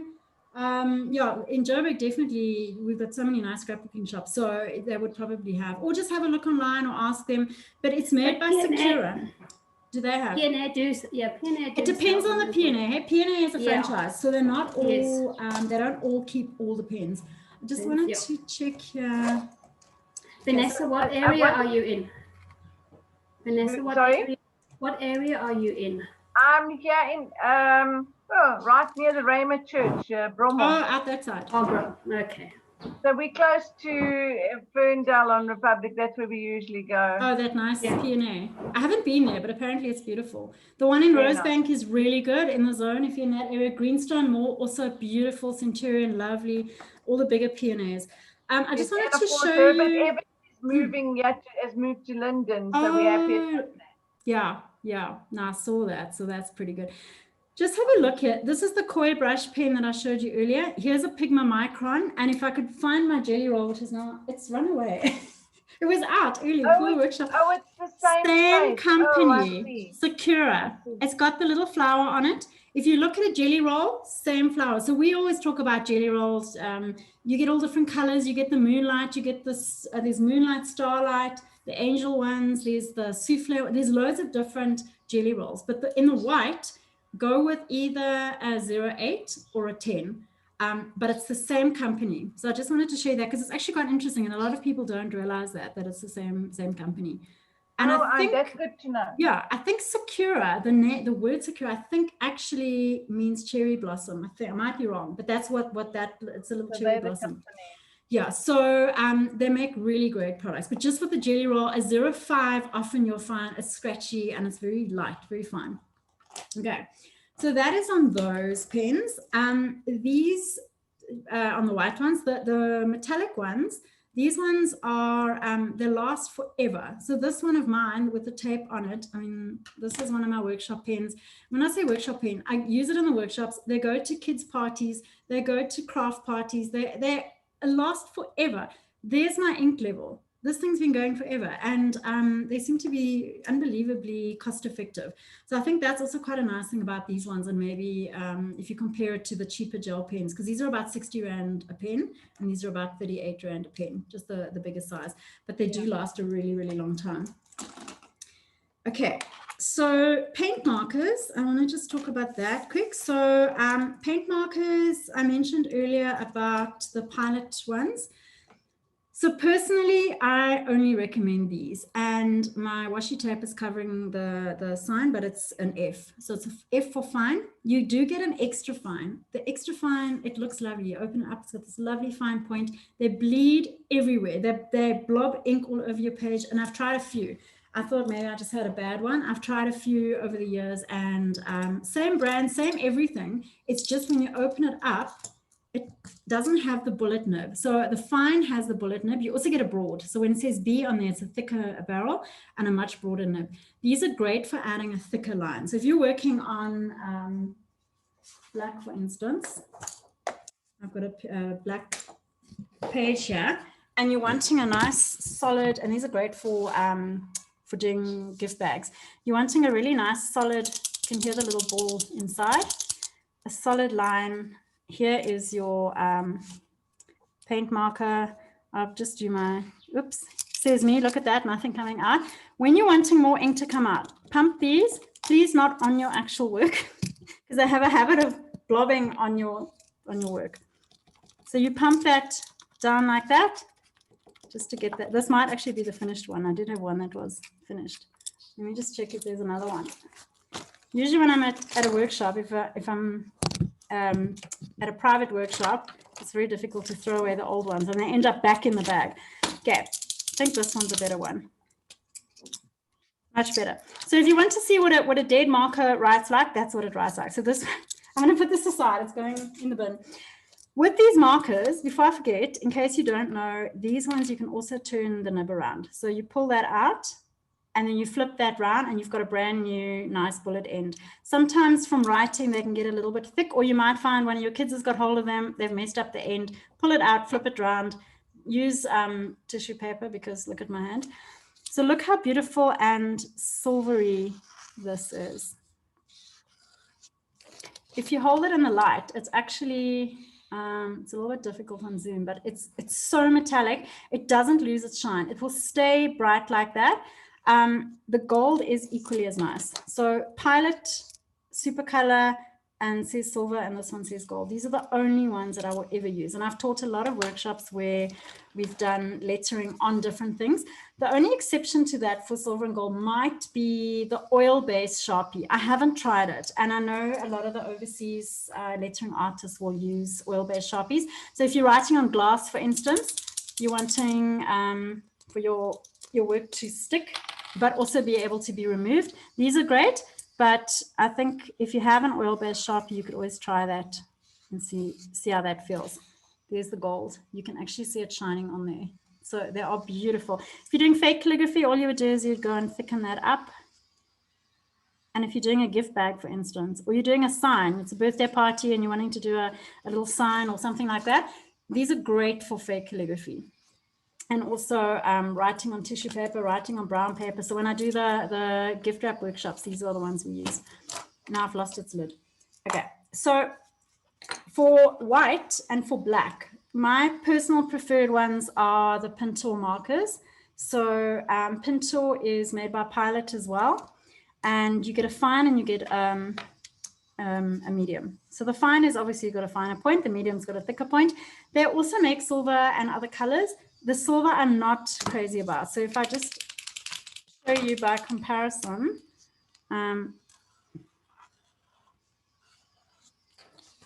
it writes in silver, but you can see it's almost grayish compared to the Pilot. Well, they're both Pilot. The Pilot Supercolor paint marker compared to the Pilot Pintor.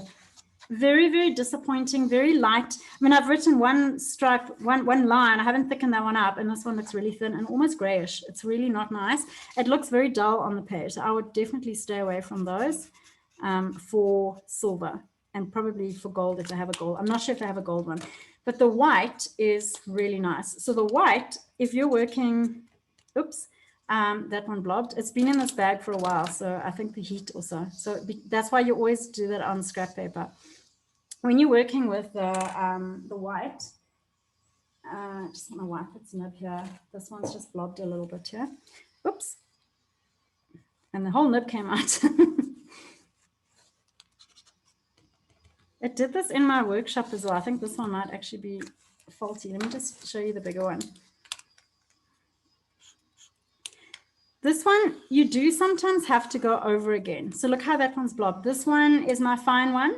It didn't normally give trouble, but here it's blobbing on the page. So I just need to check it out why it's doing that. But if you're working with the white, unfortunately with these paint markers, you do have to go over them a little bit. So here I'm just coloring that in. If you're working on a shiny gift bag, so I've done a lot of workshops where we work on shiny gift bags. And when I say shiny, you know that high gloss, almost plasticky feel, that like a shiny paper. It's quite hard to write on. These are great for that. So here's my white. When that's dry, I would just go back over that again and touch up. Let it dry, otherwise you're just moving your ink around. See how that's like a big blob of ink. That's why you never do that on your actual work. Then for the black one, if I just show you the black one on the same piece of paper we were working on earlier, here's the black Pintor. Also beautiful for working on tissue paper, working on gift bags. It works beautifully on the brown gift bags, you know, that craft paper. If you're wanting to get a lovely, like a personalized hand-lettered look, you can do fake calligraphy. I'm going to just thicken that up as well. So fake calligraphy is a really easy way of getting a brush lettered look. I mean, there's my faked one, and I'm just using this. You could use a Sharpie for this. Just make sure that whatever you're working on, if it's a Sharpie and it's oil, alcohol based, and if it goes through, if it's on a gift bag, I don't think it really matters too much, but you need to just be careful of what surface you're working on. So there's my white. I'm just going to go back over that again, and you would just keep going over. It is a bit of a pain with the white though, unfortunately. Oh, these are all blobbing. I need to go and check those out while they're doing. Anyway, that's how they work. So I'm just going to put that aside. So Pintors and Pilot Pintors and Pilot for these. If you're buying Poscas, the Posca silver is also horrible. I have one somewhere and I only ever use it to demo how horrible it is. They are so dull and so awful. If you're a Posca fan, that is great. I just find that for silver and for gold, these ones work a whole lot better than the Posca and the Pintos. Okay. Then, so that is paint markers. Just see what else I had on this list. Guys, I'm not going to do, I'm not going to demo the actual pointed pens, these ones here. I'm not going to demo them because it's going to take too long. But just to show you and to discuss these, and I'm going to just talk about paper as well, so I don't have time for that. So with these pens, when you buy a pen like this, now I'm covered in all different colors here. So excuse the ugly hands. When you're working with inks like this, I've got various different inks here, and you're wanting to get into dipping pen. People will often ask me, what is the difference between this pen and a normal pen, for instance? So a pen like this is what is known as a dipping pen. And you're dipping into the ink. So people will sometimes say, and then they give the age away, they say, oh yeah, we use those in school. Oh, here's my jelly roll. Oh, you know, I knew it would pitch up there. That's the jelly roll. Just to show you there, it says 08 and it says jelly roll on it, and it has a lid like this, a round lid. Some of them will have 08 written on the clip as well, but that's an example of a jelly roll. Okay. And on this one, there actually isn't a picture of the little flower. I think what they're trying to do is keep this as its own brand, but it is made by Sakura. Anyway, just wanted to show you that. All right, so with the dipping pens, if you look at a holder like this, this is an oblique holder. People get very nervous of this, and then they think they need to be unbelievably talented and experienced to write with these pens. They are very, very easy to use. So when you get a holder like this, your nib goes in the side. So you put it into the side like that. The reason that you need this oblique holder, this is called a flange, this piece. If you want the technical term, it's just a bent piece of brass, and it sits like that. You can use this as a straight holder as well. So these ones, you can store the nib inside. So just to show you, there's the nib. It actually lives inside, and you can take this and you can use it as a straight holder, and then you can draw with it. So if you don't want to write with it, you can also draw with it. So there you've got two different options, and with the same holder. With this over here, when you're writing, what happens is you write, and as you apply pressure, your nib splits on the page. If you're interested in learning this style, I do have a pre-recorded Zoom workshop, or if you're in Joburg and you want to do a real workshop, this is a really fun workshop to do.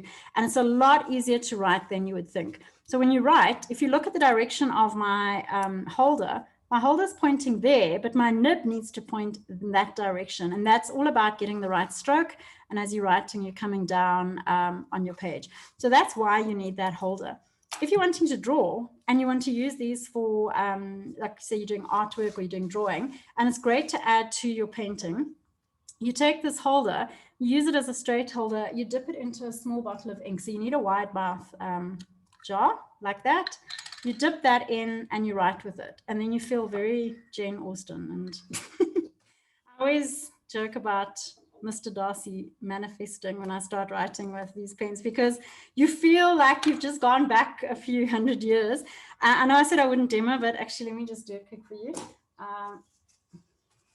There's all sorts of different things about ink. This ink might be a bit thick. I haven't tested it, but you dip. You literally do that and you're going to write. And when you write, you also need fairly smooth paper, but it's a lot more forgiving. So now look at the direction of my nib. It's kind of pointing that way, and my pen is pointing this way. It just helps you to write more easily when your nib is at a little bit of an angle, because it's a metal nib and the nib needs to split, and it needs to actually be able to come down on the page like that. There, you can see it needs more ink. Okay. When you are writing with a thicker nib, because you get lots of different kinds of nibs, and I've now got these ones. These are the blue pumpkin nibs. You can see it's a different nib. The blue pumpkin is this one. It looks wider, and when you apply pressure, if I apply pressure to this one, this is a zebra G nib, and it makes that width of stroke when you apply pressure, and it splits open. So it's like, these are called tines. So if you imagine on a fork, you've got the tines of the fork. as you apply pressure, they split open. That one goes much, much wider. So you can get a much wider stroke with the blue pumpkin. And you would just write, oops, that's got a lot of ink. You can go much thicker with that. It's a much sort of softer, more flexible nib. You can write bigger with it. The feeling is quite nice. It's quite springy. If you look across there, there's a what they call a vent. There's a hole there. And if I just blot that, you can see the hole opens. Then there's no more ink across there. So when I dip, the ink sits across there. As I apply pressure, the ink flows down the nib and it gives you the ink on the page. Believe it or not, this is an easier style to write in than brush lettering. It's an easier way of actually writing because you're not having to manipulate this pen. With brush lettering, your pen has to sit sideways like this, and you've got to come down. It's a whole different way of writing. This is actually a much easier way. There are just a lot more moving parts. You've got inks to worry about. You've got these nibs that if you put them in wrong, they can stab you. This is not very kid-friendly, this, because, yeah, it's permanent ink. It's a Sumi ink. So this is a black Sumi ink. This one's sealed. This one's a new one for sale, so I haven't opened it.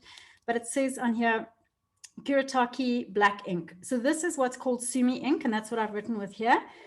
There is, I've also got, just to show you, some iridescent ink. You can see the shimmer sitting in the bottom. So if you shook that up, it starts to mix, and you've got to stir these quite a lot. There's lots and lots of beautiful, nice inks. It's starting to mix up there. You can see the bubbles. If I take a toothpick and I mix it up, all of that mixes in. This is a white one. So you get a beautiful white, it's like a solid white look with your ink. Also perfect with these pens. Just one thing about these inks, please, and promise me that you will never do this. These never, never, never go into fountain pens, any of these inks. So this ink is so thick. If I turn it upside down, it actually doesn't come out of the bottle. It's so thick. This ink here, when you buy it, very thick. You need to add water. This one as well, also very thick. You add water. I dilute them to make them suitable for writing, and I also sell them in these little jars because the mouth is nice and wide. So if we do a workshop, I've already diluted all your inks so that they're ready to write with, but when you buy them, they're actually quite thick. Kuretake, Sumi ink. This is Sumi, and it's spelled S-U-M-I. Sumi ink it's a black Japanese, it's like a drawing ink. It's made from the soot of vegetable oil, which I had to also go and research. I didn't know that. And so when they they burn the vegetable oil, collect the soot, and that's the basis of this ink. And what happens if you're writing with your pen, and I brought this one because it hasn't been washed, and it leaves a black residue. In fact, it has been washed a bit, but it needs to be soaked and washed properly. You get this slight residue around the top. And it's got almost an oily feel to it. And if you look at a bowl of water that you've got a little bit of this ink in, it leaves oil residue on the top. And that is because it's made of the vegetable oil soot. If you're buying bleed-proof white, which is this one here, the Dr. Martens ink, beautiful to work with, very thick. You can paint with it. You can use it for dipping pen, but it's not going to leave that same oily residue. It's more like a paint type finish. If you are wanting to draw on your artwork, for instance, and you use your straight holder, this Sumi ink, this Kuretake ink that I use, that I sell, it is 100% waterproof. It will not go anywhere. And I've watched videos on it and I've tested it myself. If you go and, even if you paint a few thick stripes on your paper, let it dry completely, because it does take a bit longer to dry than a fine liner, and you wash or wet over it, it literally goes nowhere. It does not move. Whereas fountain pen ink, so fountain pen ink is ink designed for fountain pens. You can dip into a fountain pen ink. So these pens you can use a fountain pen ink, but these inks you cannot use in a fountain pen. So make sure you don't cross the wrong way. If you draw with a fountain pen ink, so say I took my black Lamy ink and I tried to draw on a nice artwork, it's more than likely you're going to bleed a bit, and certainly if you wet it, it's going to spread. So if you're wanting to draw or do anything permanent, this is the ink for you. And that's the ink that I put in the kits, the modern calligraphy kits as well. Mainly because it's such a beautiful finish. It's lovely to write with, and when it dries, it's got this nice raised feel to it. Actually, it sits beautifully on your paper. Okay, I think other than then the paper, which I wanted to just briefly discuss because that's also hugely confusing for everybody. I think that's pretty much everything for pens. Do you have any questions about the pens themselves? And then, or I'll just go on to paper quick. And paper, obviously, there's loads of different kinds. I'm specifically going to speak about what you can and can't get here in SA. So you lucky people living overseas, you can get anything you like. Okay, so I'm going to show you very quickly. Where did I put it? The paper. If you look at different brands, so a lot of people nowadays, they know about Rhodia. So Rhodia has become quite a popular paper. I'm going to just move this because I don't actually need that. All right. So Rhodia is a French brand and it is beautiful. It is just unbelievably hard to find in South Africa. If you're overseas, please consider buying this paper. So you either get the pad that has the black covering or the orange covering. Pretty much the same. I've tried to see if there's a difference between the colors, and I don't think there is. It's literally just which preference you like. There are 4 different kinds. There's a lined one like this. So I have these pads which I guard with my life because you can't buy any more at the moment. I used to buy them from Right Gear in Cape Town. So Right Gear sell a lot of fountain pens. They're amazing. But at the moment, I think they only have the small notebooks, not the pads. So this is a lined one. You get a dot one, which is literally like bullet journal paper and beautiful paper to work with. So that's the dot. I don't know if you can see the dots. It's looking very bright on my side. Dot paper. So when I teach, when I used to teach bookbinding workshops, when I could still get this paper, we used to sometimes use this paper. When you're buying Rhodia, you either get a number 19 pad or a number 18 pad. Okay, so this will be a number 18 pad. The pad itself is shorter. So what that means, there you can see my black one is sticking out above. So number 18 pad, the whole pad is the size of an A4 piece of paper. But when you tear it off, you've left this part of your paper at the top. So the piece that you tear off is shorter than A4.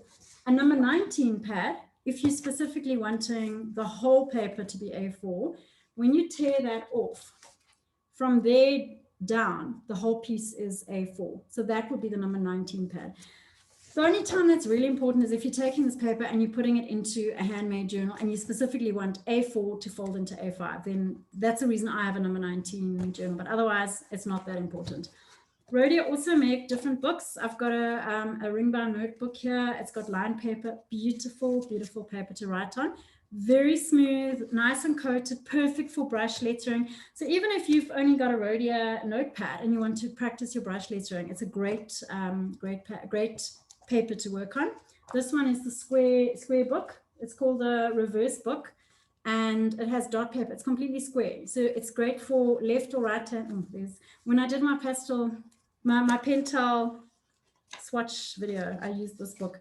So here is a book that you can turn upside down. So if you're left-handed, there's no margins, there's nothing, it's just dots. You can use it this way as well. So the reverse book is nice for that purpose.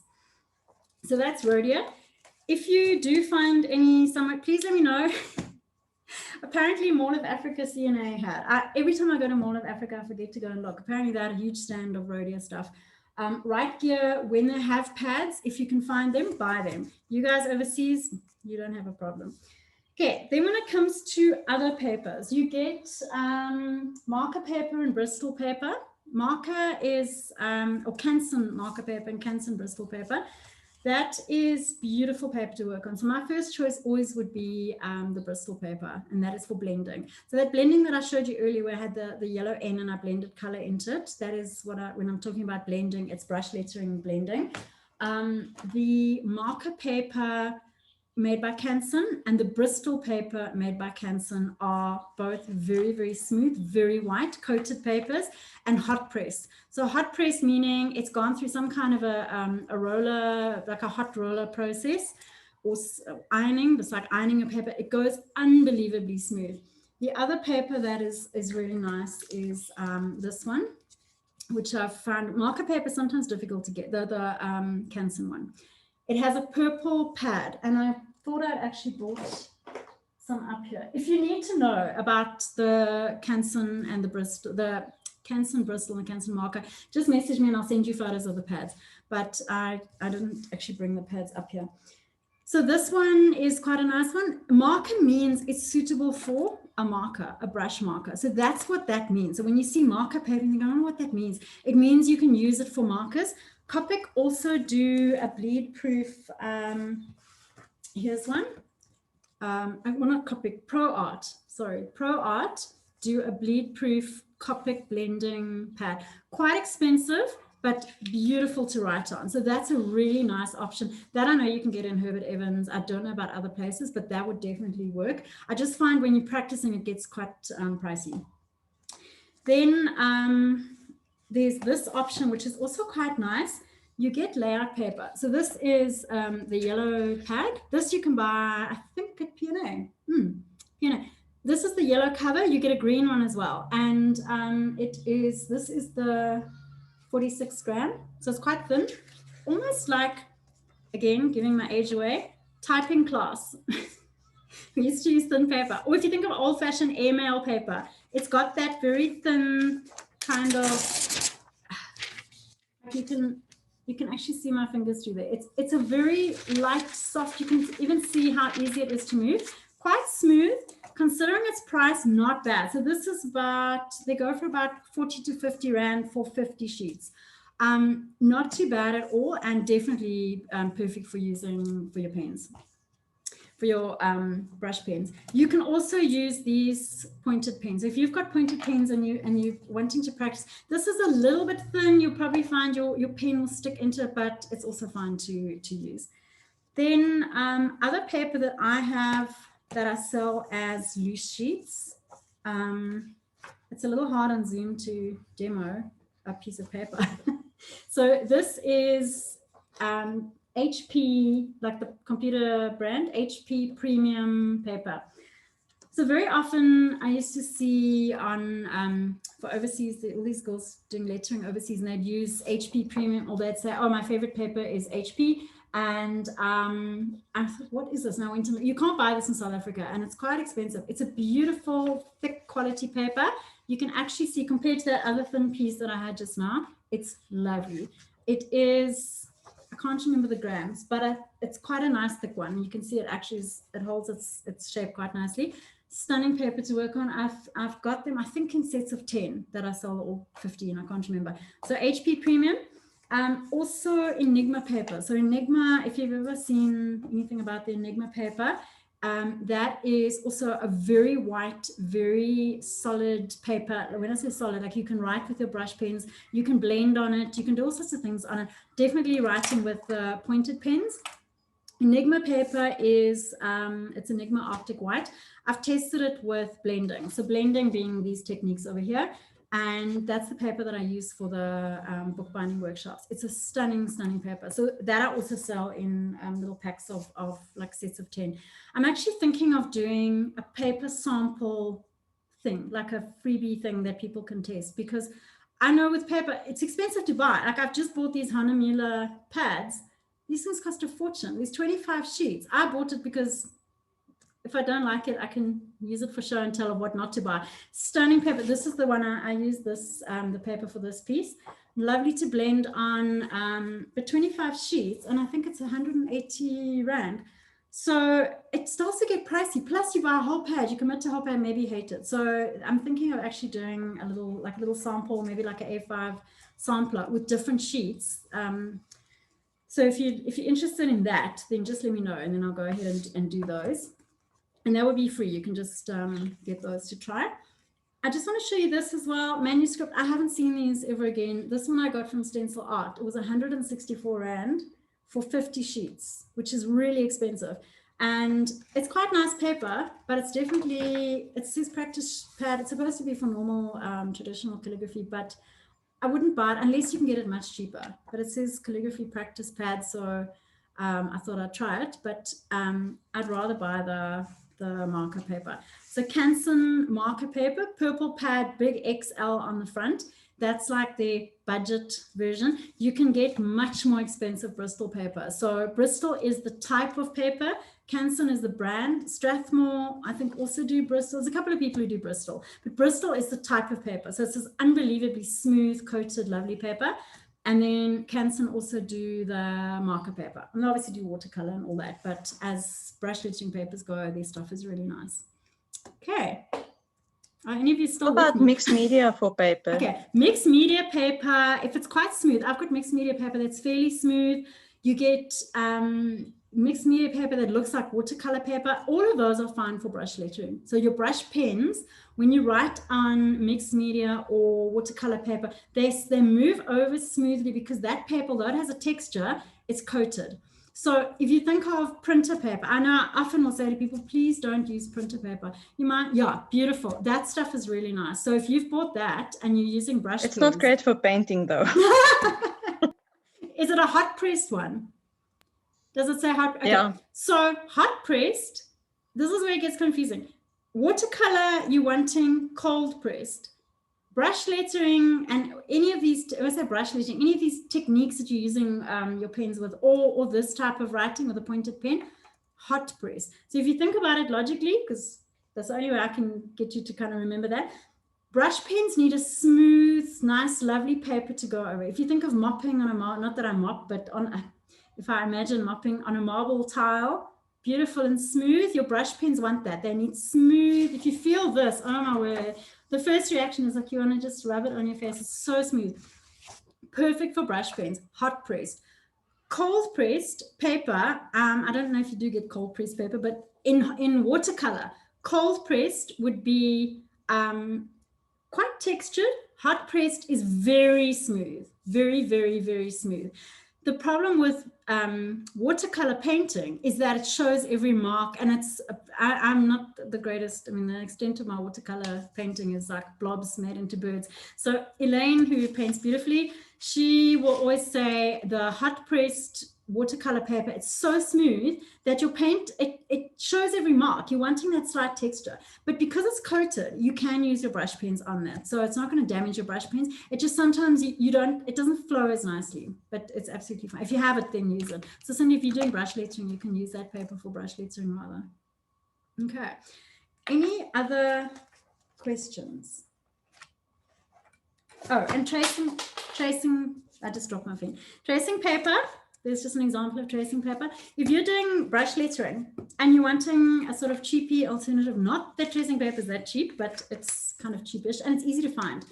Very, very thin, nice and thin. You can write perfectly with brush pens on tracing paper. It's absolutely divine to practice with. You can trace letters if you're wanting to get your shapes right, or you just use it for general practice, and then, or put a line sheet behind, like a line backing sheet, and you write over it. It works really well for that. And then, what else about? I think that's it. Yeah, that's it. Okay, guys, anything else? I'm looking around. You were talking about the Sharpies, the metallic ones 2 weeks ago. So yeah, there's a little trick to them. You said that you have a lot of people complaining that they are dry when they open them. Yeah, so for those of you, there's a trick. Yeah, you can buy the three metallic Sharpies, bronze, gold, and silver in a blister pack. And I've sometimes, yeah, those three that Cindy's got. I don't have them anymore because I stopped buying Sharpies. Those sometimes people would buy a pack, bring it to a class, open it with me, and one of them would be completely dry. So that's what we're talking about. They need to be stored with the tip down. Okay. Unlike all the other Sharpies. But if it's already dry when you buy it, I don't know. Then you take a little bit of alcohol, what you clean with, or yeah. Oh, not the whiskey drinking. Also probably works. But I've actually got a rubbing alcohol, and yes. I put it. My silver was dry, so I put it in, and it actually fixed the problem. Oh wow! So it sucks up the alcohol because it's alcohol based, and it solves the problem. And it mixes. Also, when the other Sharpies go dry, you can do exactly the same. Okay, the alcohol based Sharpies. That's interesting because so what I find as well is these stupid blister packs. They have a hole in the top, so the things hang in the shop. And all the pens are pointing up. So I suppose that's probably what happens is, and it seems to always be the bronze one and, or sometimes the gold, but maybe it's the different kinds of ink that dry up faster, but that was definitely an issue. I stopped using Sharpies because of that. So, okay, that's interesting. So not in the wine, in the rubbing. Tip down. Yeah, not in the wine. Huh? It needs to be stronger than 40%. And we're a little bit protective over our alcohol these days in South Africa. I'm not wasting it on my Sharpies. Yeah. What I would an mention essential is item. similar Alcohol. What do you problem. need it for? I need it for my Sharpies. It's definitely an essential item. Gosh, all right. I've talked, my gosh, this is, it's not a 2-hour workshop, so it's fine. I think I've covered pretty much everything. There will obviously be things I'm still going to talk about in other workshops, like the blending. I just touched on it. If you're very interested in specific things, or the hand lettering, or the fake calligraphy, or anything like that, I often do workshops for those things specifically, for those of you that don't know. But I wanted to cover the pens because people are often very scared to, you'll say, oh, I want to get into brush lettering, but I'm scared, or they're scared of the price, or scared of whatever, or buying the wrong thing. So the wrong thing often will be when you've gone to somewhere like Checkers, and in the stationery aisle, they've got a pack of brush pens and it's 100 Rand for 10 pens or something. Don't buy those. Just don't buy them unless you're planning to give them to your kids. Use that rule that I explained about working out the price, where if you think of this is a 70 Rand brush pen, a Tombow one, approximately, this is a 35 Rand one, work out your price. If you're looking at a pack of pens and you're thinking, is it going to be worth it? Work it out. If it's 10 Rand a pen, don't buy them. It's not going to make you happy. It will just end up going to the kids, so, or in the bin. Okay. Robyn, Yes. Robyn. So I've never done it before. So I'm brush very lettering. new. Talking about brush lettering. Yes, I've never done. And I bought the Lyra brush pens. Mm. But like you said, they are too thick. They're big. So they're great to use, but when you're learning, your hand's going, what? Yeah. Yeah. So can you just tell me again, or when you do your workshop, do you give a pen first in your first workshop? Or? So if you do a real workshop, like you come to me, or yes. So I teach in Joburg and I teach in Centurion. Those workshops you will get, and you can choose either the bigger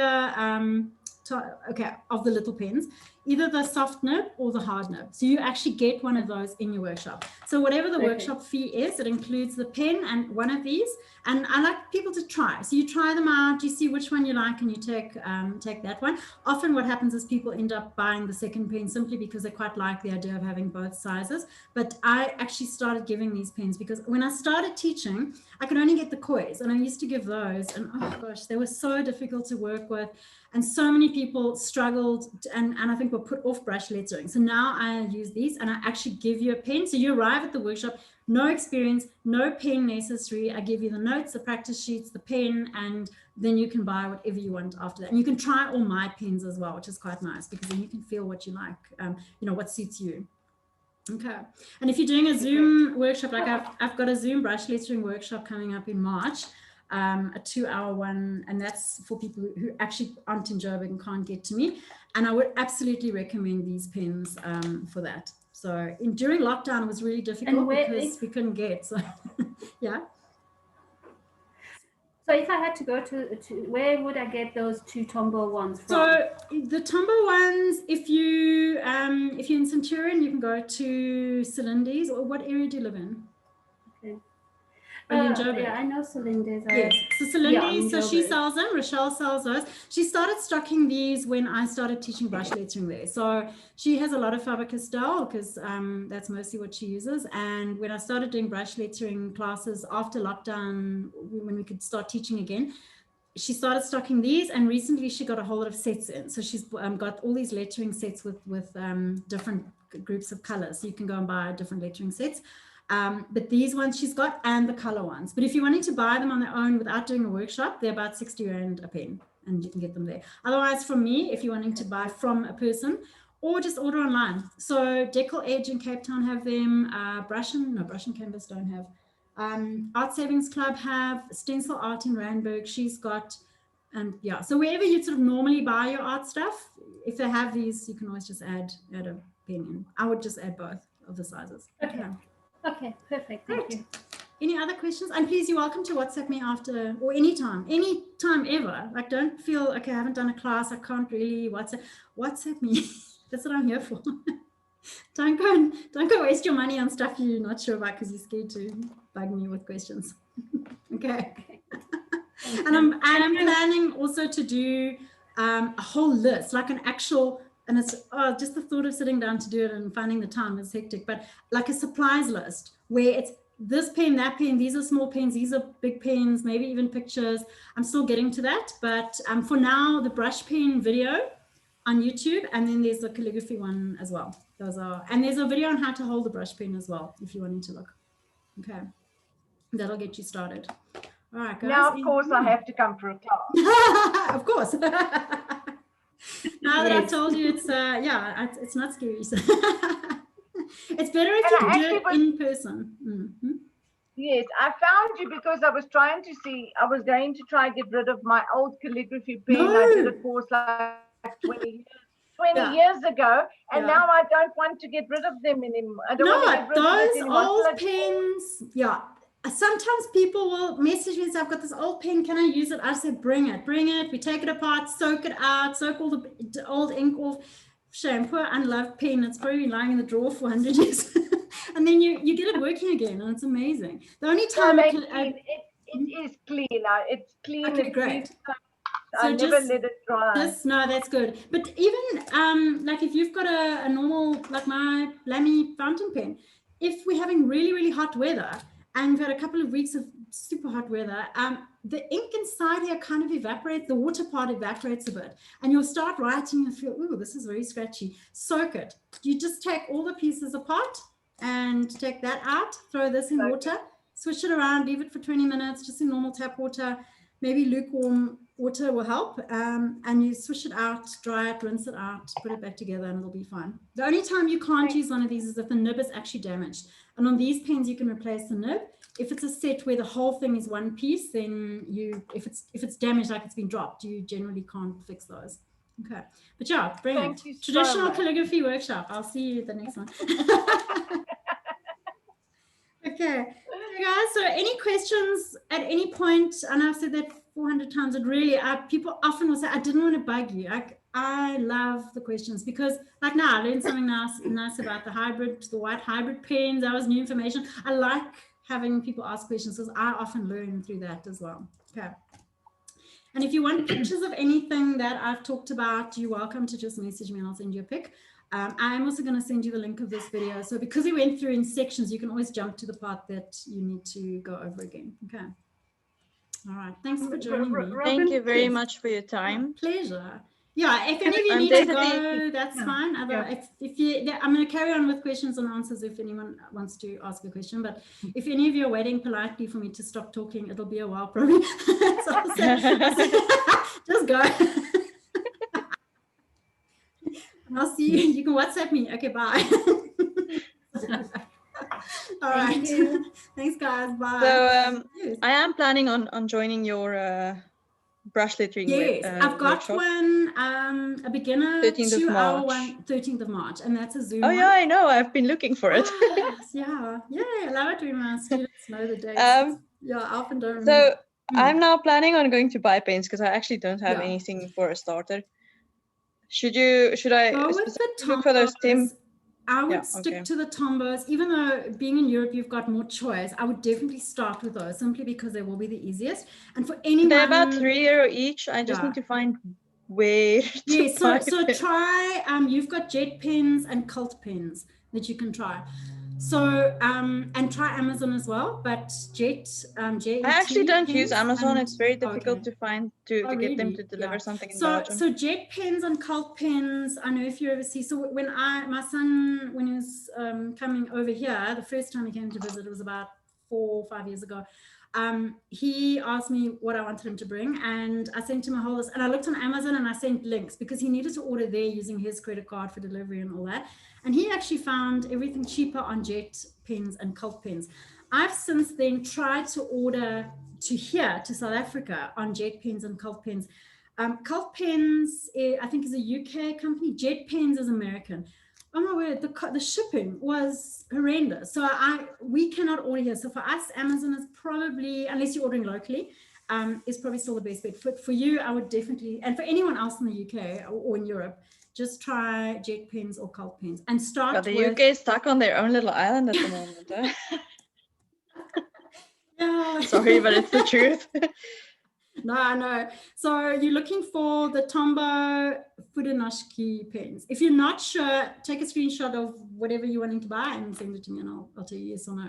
All right. But I would get both sizes, Awesome. and then you can try, because I can't tell you. Is that the which one only you'll thing that prefer. I then need for that, And or would you also paper. suggest that? So you've got that Canson paper, you can use that. If you're ordering already, maybe just get a pad of either tracing paper or marker paper. So I give you. So if I order Rhodia, practice that sheets, would be fine. Rhodia, yeah. And you can rub it in our Right. faces that you can get Rhodia and we can't. I'd love to. It's expensive though. For Yeah. paper, it's expensive. It's about 15 euro Absolutely. pad. But Rhodia is amazing. And the nice thing about Rhodia, for any of you that happen to have, or you happen to get some, if you've got the blank page, you can turn it over and use the other side. Some papers are coated in a way that you can only really use one side and you write on the other side, and it's kind of weird. Rhodia, it's brilliant. I practice, I do stuff on it, and then I just keep writing over it. So if when I say practice, like I'm testing out these, because I don't need to practice. There are times when I haven't written in a while. I mean, I teach, but I don't always write. These pens, you can go just write straight over on your Rhodia paper. It's very reusable in that way. So get the lined Rhodia paper, the one with lines. Anything else? No, tracing paper if you want. And that's exactly what I would use if you're in a real workshop with me here. I'll give you marker paper, those 2 pens to try, and that's pretty much it. And then I'm going to send you, if you do a workshop with me, I will either give you the set of notes, or I will send you notes on the alphabet, practice sheets, ABC practice sheet, aligned backing sheet. There's a whole pack of practice sheets and notes that I've got for anyone doing brush lettering. And then also, Cindy, there's that video of how to hold your brush pen. So you can always watch that so long. For anyone, it's free on YouTube. So it's just go to Calligraphy Joburg, you'll see it there. Okay. Any Brilliant. other Thank questions? you very much. Pleasure. Great. Thank you. Well, And I'll be nice. leaving. Thank you so Yes, much. we'll probably also be leaving. I think we're done, eh? Well, I still have to teach this afternoon. Good. Poor voice. Thank you. Okay then, bye. Bye. Bye. Bye. Bye.